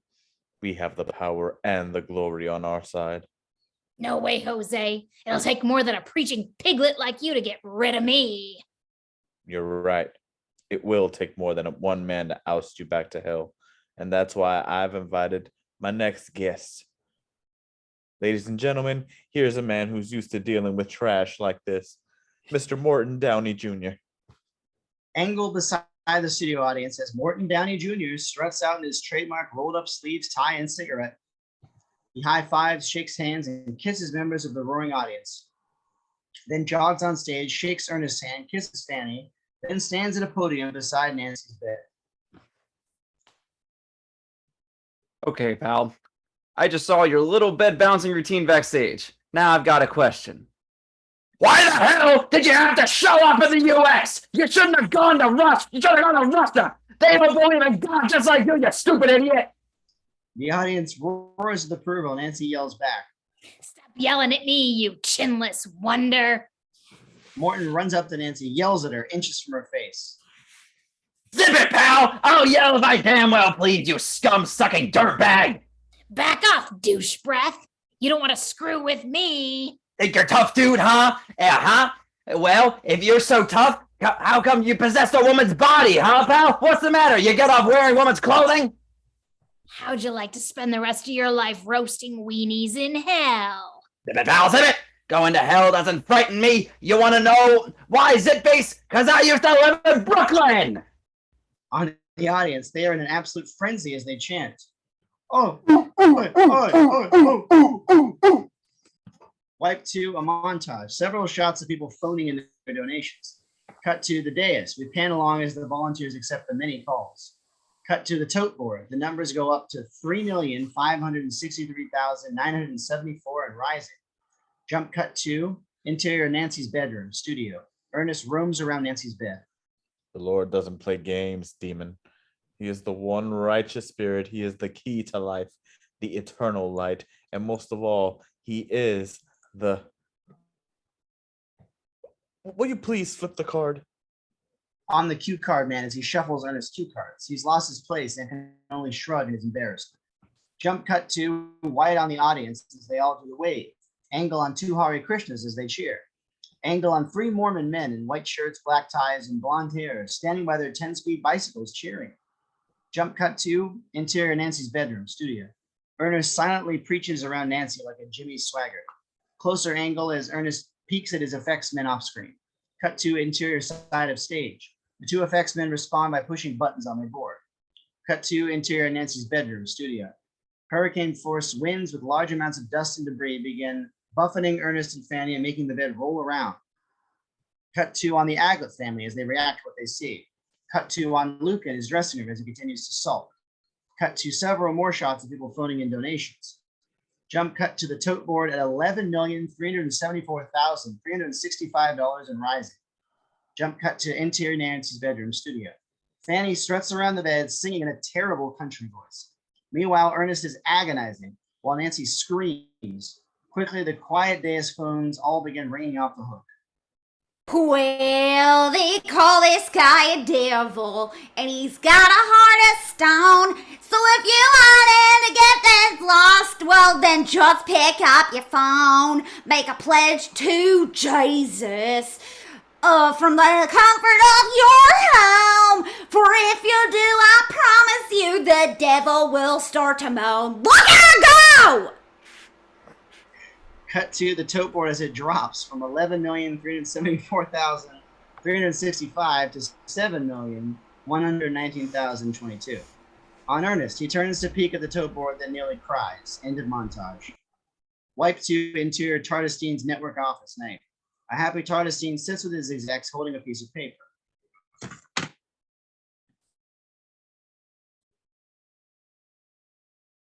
I wasn't ready for the costume change. Okay, Unbelievable! The Nielsen's just reported that Exorcism Tonight is being watched by the largest TV audience of all time. Wow, outstanding, terrific.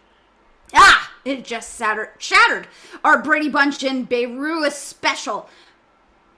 Wow. I bet this could be a weekly series. Celebrity Exorcism. Please someone do it to the Kardashians.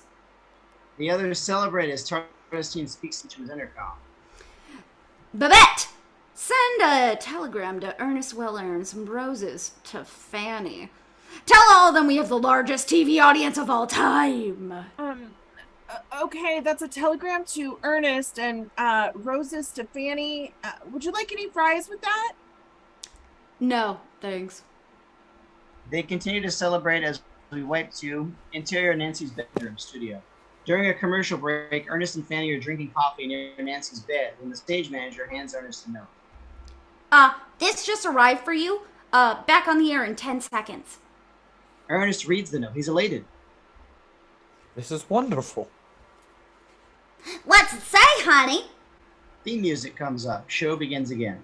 You'll see. Folks, Mr. Freddie Tardestine, our network's president, has just informed me that at this moment we're being viewed by the largest audience in television history. Slow zoom tight on Nancy's face. As the audience cheers in the background, a devilish smirk crosses her face. Ernest joins her. However, we don't have time to celebrate. So on with the exorcism. In the name of the Almighty, I... Nancy suddenly spits out a ball of fire, knocking Ernest and Fanny back.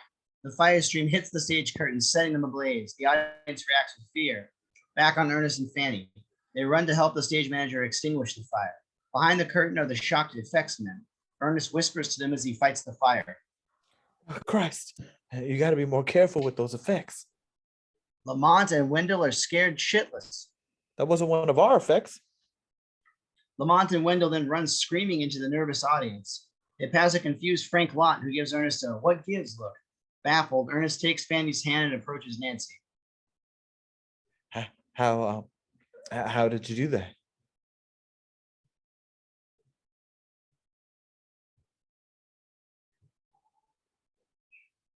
How'd you do that? The devil does whatever he wants, whenever he wants to. Nancy sees Frank Lot, then spits other balls of fire that hit the shoes of Lot in his hood, setting them on fire.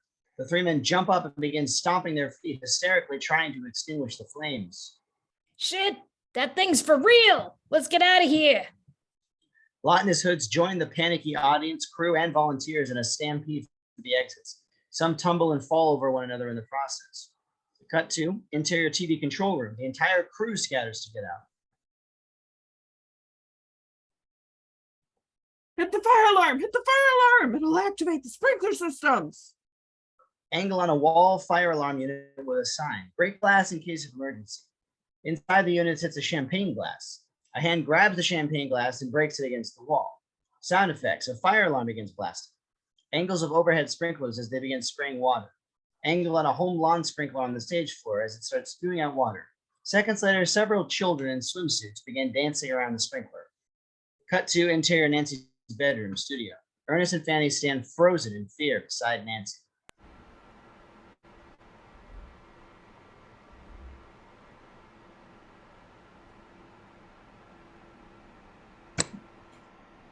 You realize we have a lot in common?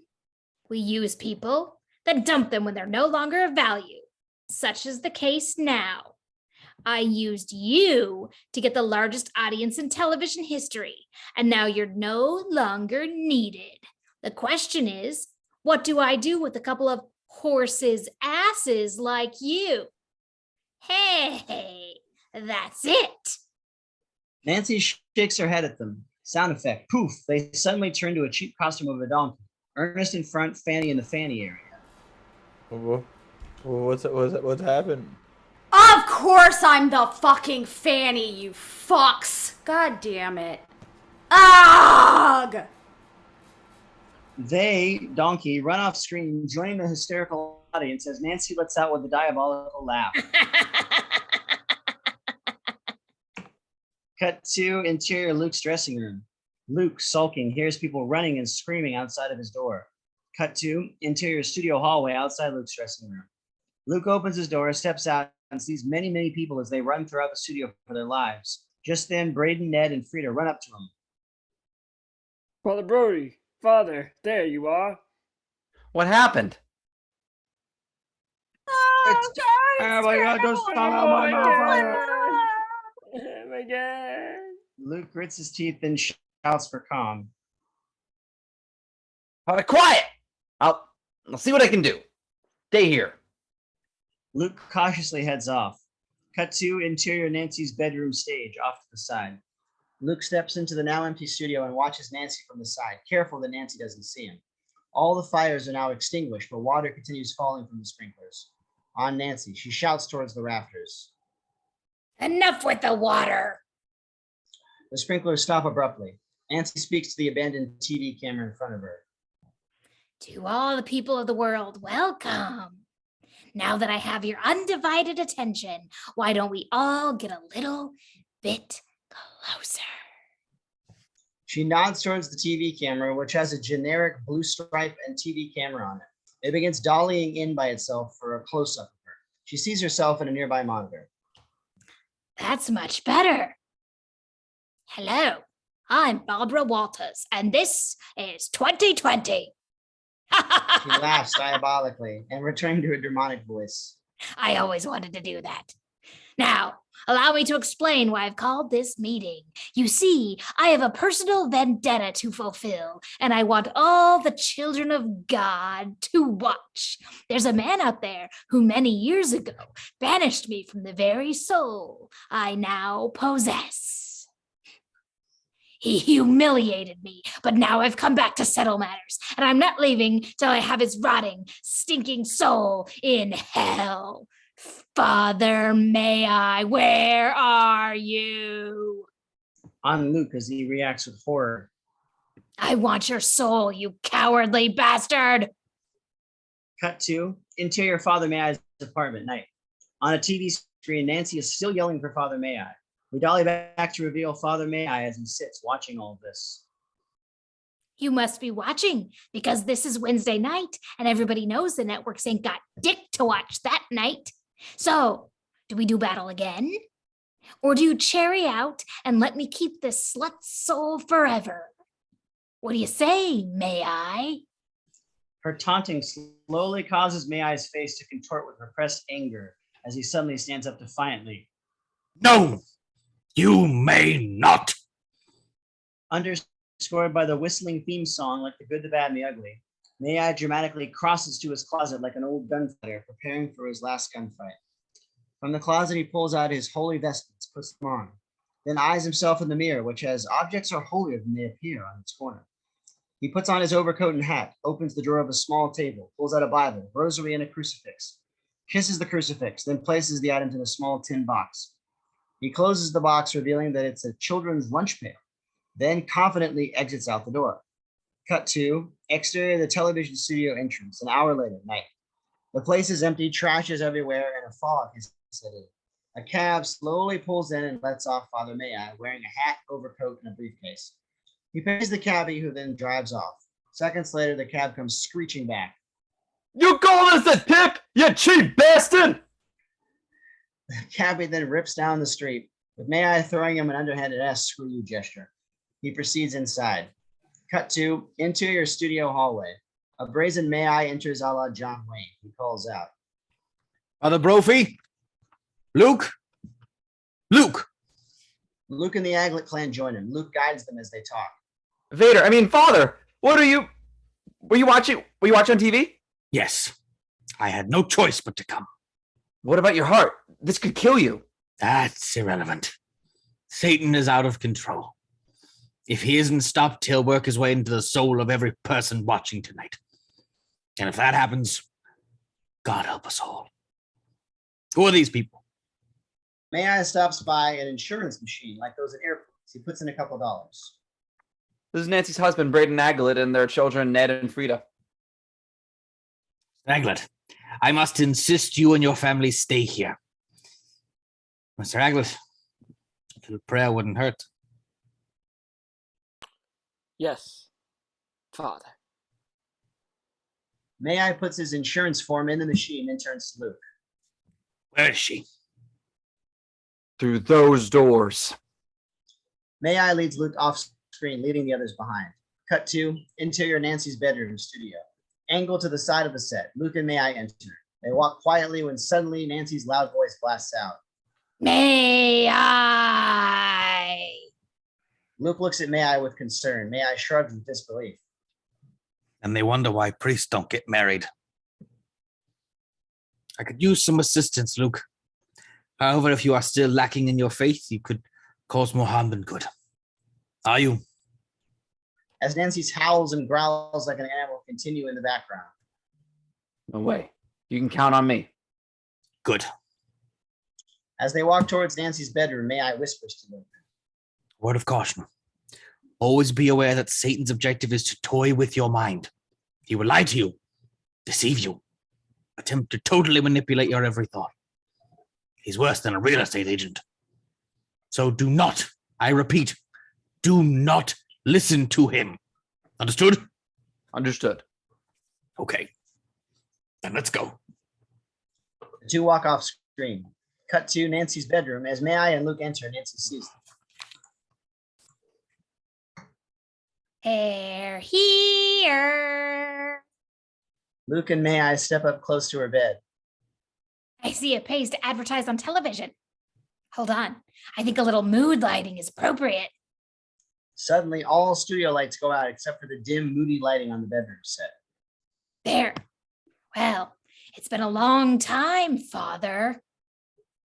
I've been looking forward to this day for an eternity, to do to you what you did to me. And now I've got you right before me. And now So, without further delay, allow me the pleasure of once again covering your wretched body with some rancid fluids from my bowels. Nancy hauls back to vomit on him when Father Mayii surprises her by a stream of green gunk all over her. So tell me, how's it feel? What the? You'll pay for that bucket of phlegm. Your ass is mine, Mayii. Mine! She yells in the background as Mayii and Luke go off to the side. Luke takes his children's lunch pail and overcoat. How long has she been in this condition? Few days. How's she look? Not good. Like she's been existing solely on airline food. Do me a favor. Keep an eye on Nancy's physical condition. If Satan begins causing her any abnormal discomfort, we may have a problem on our hands. In the meantime, I'll concentrate on the exorcism ritual. Nancy's continuous yelling in the background piques Mayi's patience. And will you put a sock in it? Jeez, what crawled up your ass and died? Mayii sticks his face right into Nancy's. You listen to me.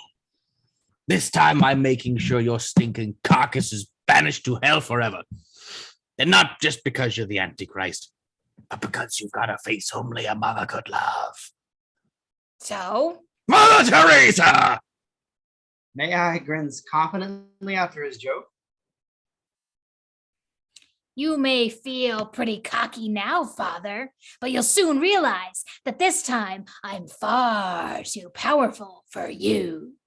I'm a man of God.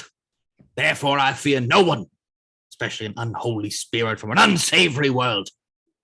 Unsavory? What about the unsavory types here from the Golden Globe judges who gave Pia Zadora a Best Actress award and those Domino Pizza delivery boys? She looks directly at camera. And how about that idiot in the 10th row who won't shut up during the movie? Mayii steps away, signals for Luke to join him. Enough meandering. Father, my lunch pail. On the briefcase, Luke pulls out the crucifix, Bible, rosary, and a bottle of Avion and hands it to Mayii with a stare. The church was closed. The only place open was a 7-Eleven. He anoints the crucifix when Nancy notices the Bible and crucifix.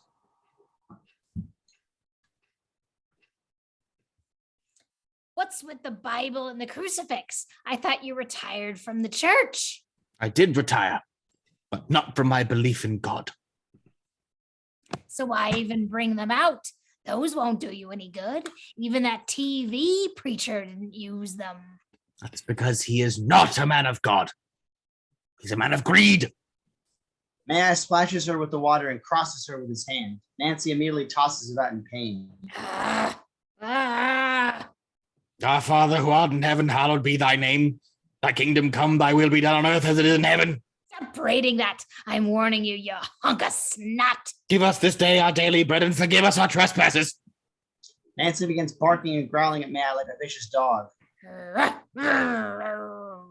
As we forgive those who trespass against us.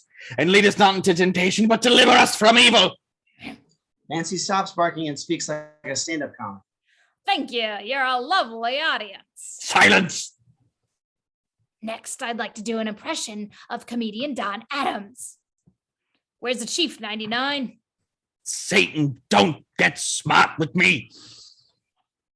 On a visit to the little town of Bethlehem, a young shepherd came upon Jesus and said to him, Lord, I have sinned and I have come to confess. And the loving Jesus said unto him, Lick me, lick me, lick me.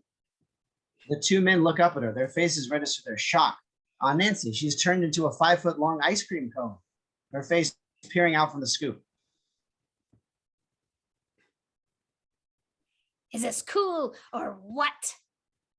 Go ahead, stroke your tongue on my candy cone, you prissy, sissy celibates.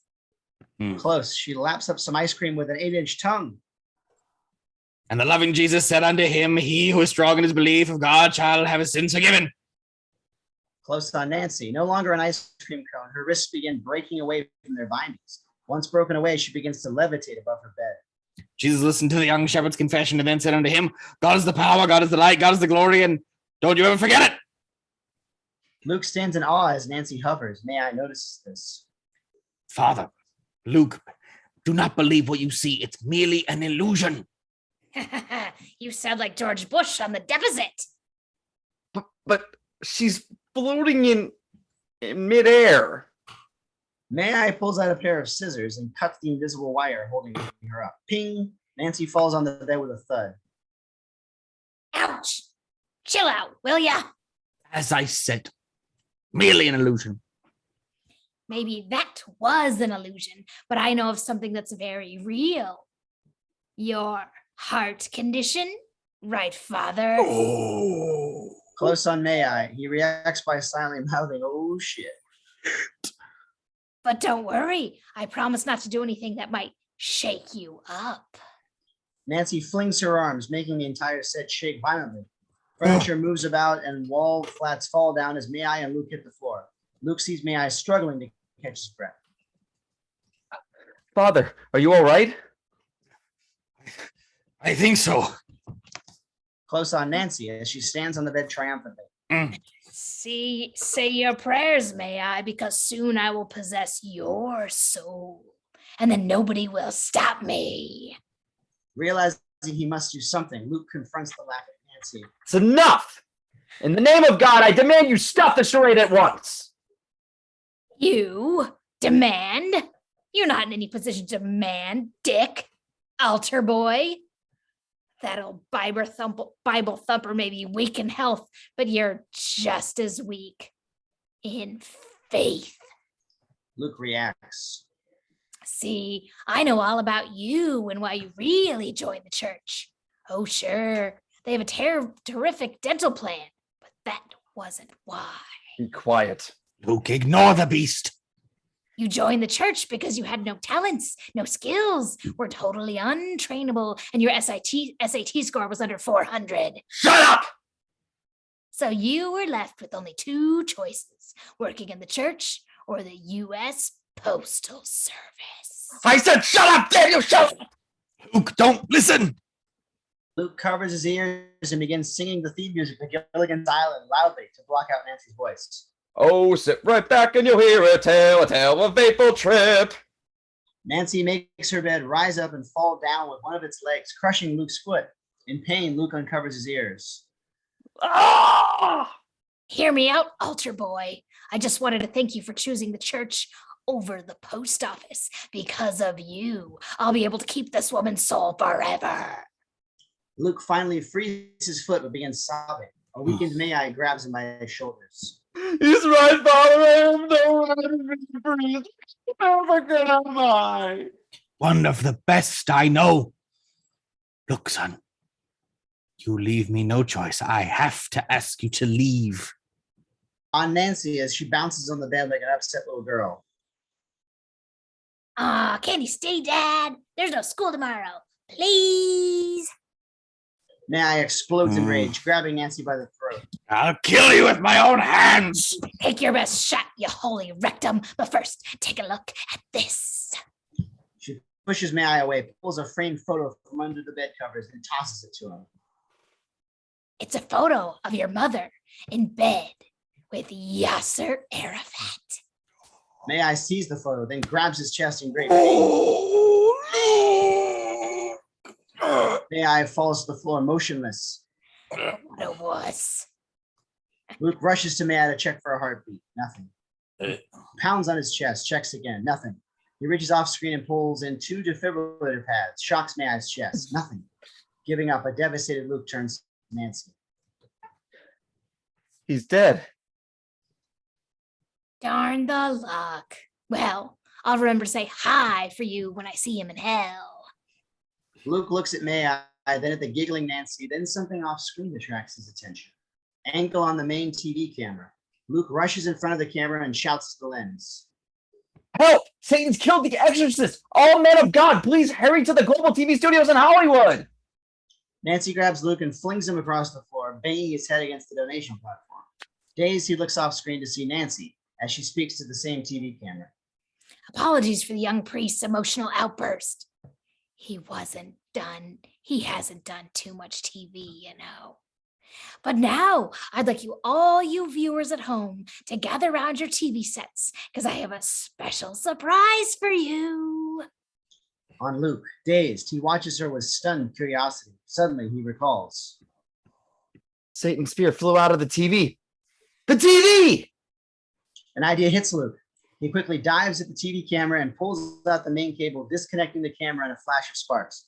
The hot cable bounces on the floor, touching Nancy's leg. The shock sends her flying to the floor. Luke, still lying opposite her on the floor, hears a voice. Good work, Luke. Mother Mayii? Is that you? Nancy notices Luke talking out loud. She leans in to hear better. Yes, only you can hear me. Now, whatever you do, don't let Satan know about the dish. The dish? What dish? Close on Nancy as she reacts to what Luke has said. A dish. Nancy runs off looking for the dish. On Luke, he buries his face in his hands in embarrassment. Nice going, Luke. Now quickly do whatever you can to stop Satan. Luke shouts out at Nancy, who's now at the far end of the studio. Satan, stop! Where do you think you're going? Close on Nancy as she stops and turns to him. I'm going to Disneyland. She runs off screen as Luke jumps up and is hot on her tail. Cut to interior main studio corridor. Nancy exits the stage door, sees a couple of electric carts. She hops in one just as Luke exits out the same door. Stop, or I swear Mayii will burn in hell forever. You get burnt what you haven't got. You can't burn what you haven't got. Burn this. She speeds off down the corridor with her cart tires smoking and screeching. Luke hops in the other cart in hot pursuit. Angle on Nancy as she rips her cart through the studio, past countless rows of flats, props, and assorted studio equipment. The dish. The dish. Angle on Luke as he chases after her. Angle on a man as he pushes a wardrobe rack of costumes across the walkway. He sees Nancy's cart aiming at him and drives out of the way just as the cart rips through the rack. Close on Nancy. She now has an angel's costume draped over her. After a brief struggle with it, she tosses the costume behind her. On Luke, as the costume flies into frame, covering his face. He can't see him, begins losing control of his cart. On Nancy, as she looks behind at Luke and laughs. When she faces forward, she reacts with fear as she sees a fruit stand with many fruits on it. A sign by the cart reads, "Traditional fruit stand stunt." Nancy's cart barrels through it, sending fruits and vegetables flying everywhere. On Luke, he finally removes the angel costume, but is then pummeled by the flying fruits/vegetables as he passes the remnants of the fruit stand. He suddenly hears Mayi's voice. Loose the power, Luke. Use the power? No, loose the power. Luke doesn't understand what Mayii means, but continues the chase. Cut to another angle of the studio corridor as Ernest and Fanny, still struggling to get out of their donkey outfit, look up and freeze. Their POV as they see Nancy and Luke coming right at them. The couple panics and runs into a large open stage door. Cut to interior, a kiddie show set backstage. Ernest and Fanny duck behind some flats, knocking aside a large Mexican piñata of a duck.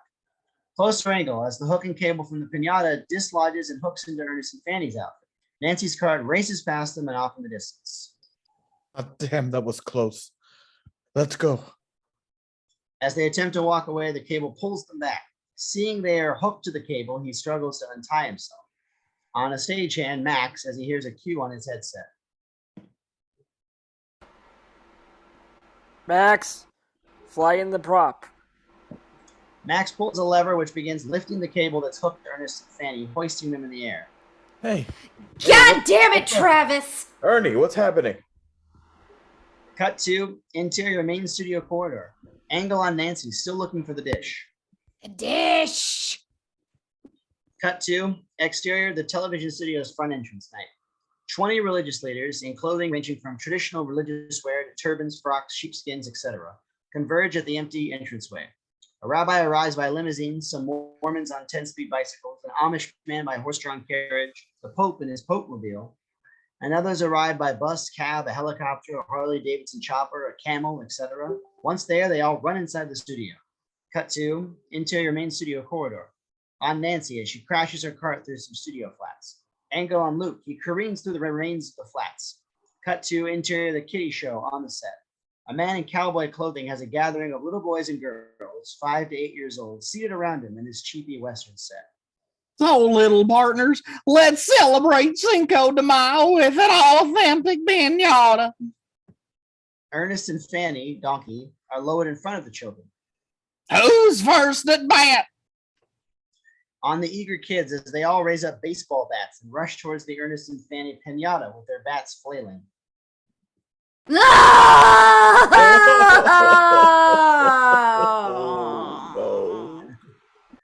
Cut to interior main studio corridor. On Nancy as she drives on looking around. She gazes behind her to see her POV on Luke, who is not far behind. Back on Nancy, she faces forward to see angle on a janitor in the middle of mopping the studio floor. Wider angle as Nancy's card zips through the wet floor, sending it spinning around and around.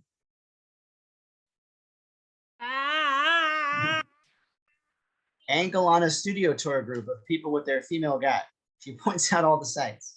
And that is why producers like blonde 17-year-old co-eds as their assistants. Nancy's cart suddenly comes spinning past the tour people, bumping into the tour guide, sending her staggering. She then stumbles into the path of Luke's cart, which hits her, sending her flying through the front window of a storefront set. Angle on a male tourist. Wow, I didn't know the tour that stunt show. Another angle as Nancy stops her cart from spinning. However, in stabilizing the cart, it grazes against the corner of a huge stack of prop boulders. The boulders tumble towards camera as we cut to the religious leaders. As they run into frame from a studio corridor, they turn and see the oncoming boulders. Oh! Another angle as they dive out of the way of the boulders just in the nick of time. Low angle on the floor as the now relieved leaders turn towards camera to see their POV of Luke's cart barreling towards them. No! On the religious leaders. No! Luke turns to avoid them. His cart heads up a ramp and over a small water fountain, a la Caesar's palace, then crashes to a stop into some props. The religious leaders run to Luke's aid. Wow, that was quick. Follow me. I'll explain everything on the way. Cut to a studio hallway. Nancy skids her cart to a halt beside a giant prop fire hydrant. She hops out and runs through the hallway door. As she does, a police officer steps into frame, sees the cart next to the fire hydrant, and starts writing Nancy a ticket. Cut to interior studio hallway. Nancy runs down the hallway, then into a soundstage door. Cut to interior Love Connection stage. Chuck Woolery, cameo, sits next to a man, 30s, beside a large video screen. Theme music fades out as Chuck speaks to camera. Welcome back to The Love Connection. And Dave, why don't you tell us who you selected as your date? Well, Chuck, I chose Belinda. Cut to Nancy. She runs behind the Love Connection set. In the background, we hear sound effects of a studio audience applause. Cut to back on Chuck and Dave. Well, let's say hello to Belinda. Cut to Nancy behind the set. As she steps in front of a TV camera with lights off on either side of it. Suddenly, the lights come on, nearly blinding her. Back on Chuck and Dave as they turn to the screen and see Nancy's horrid face pop up. Kill those lights, you scumballs. Nancy runs off in the screen as Chuck turns to Dave in the video. Pretty hard up, eh, Dave?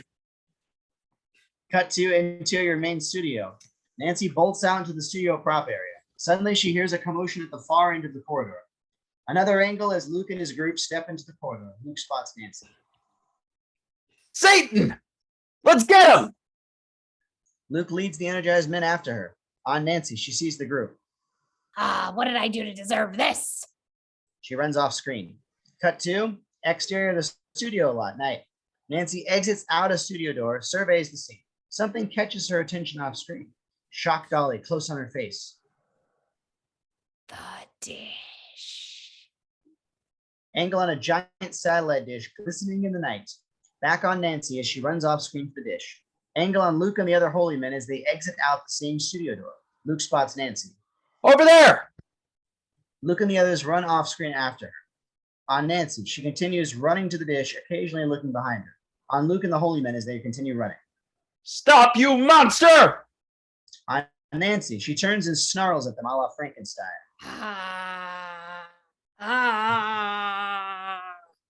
On Luke and the others, still running, only this time they carry lit torches and have bloodhounds on leashes a la Frankenstein. Another angle, as Nancy comes to the huge 25-foot wide satellite dish. Behind the dish on an exterior studio wall is a giant wall switch, like in your home.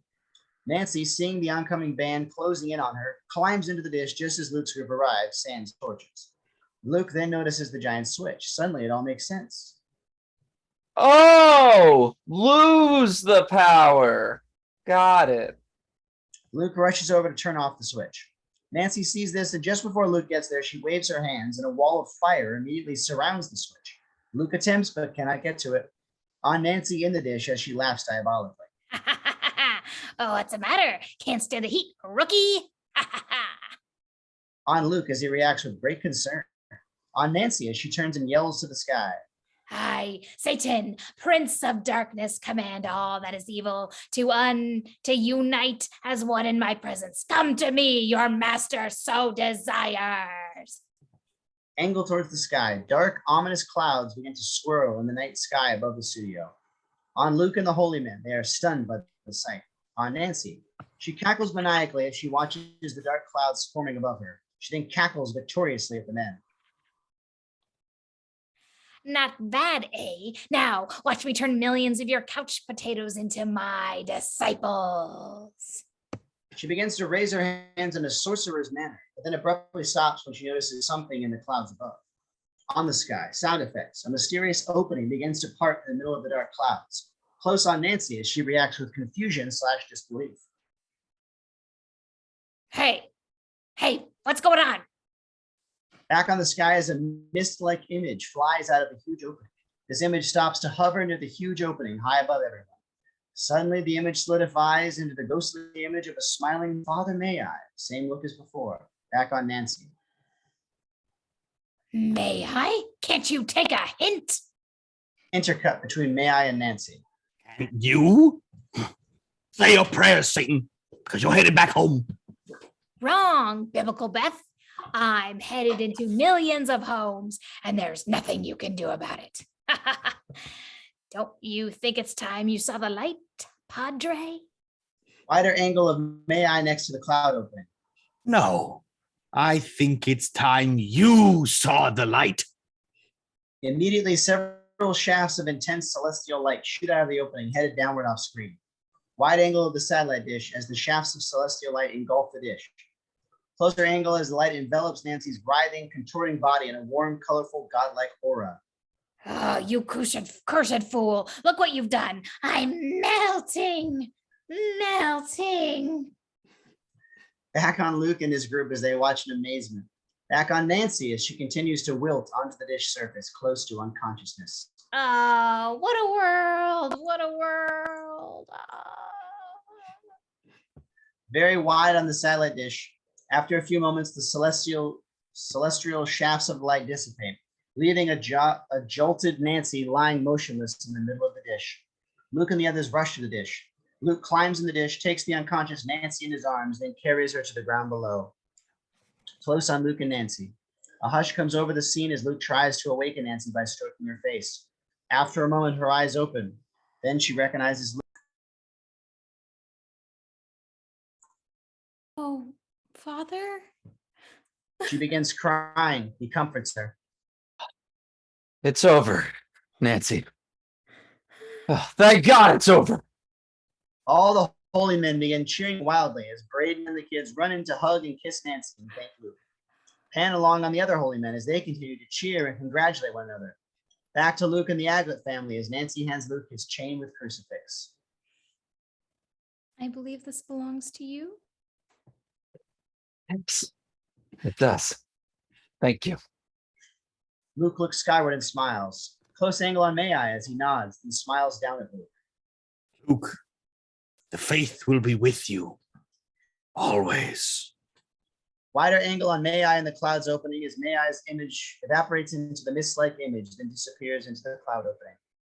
Back on Luke and the Aglet family as Braydon reacts to Luke's awestruck expression skyward.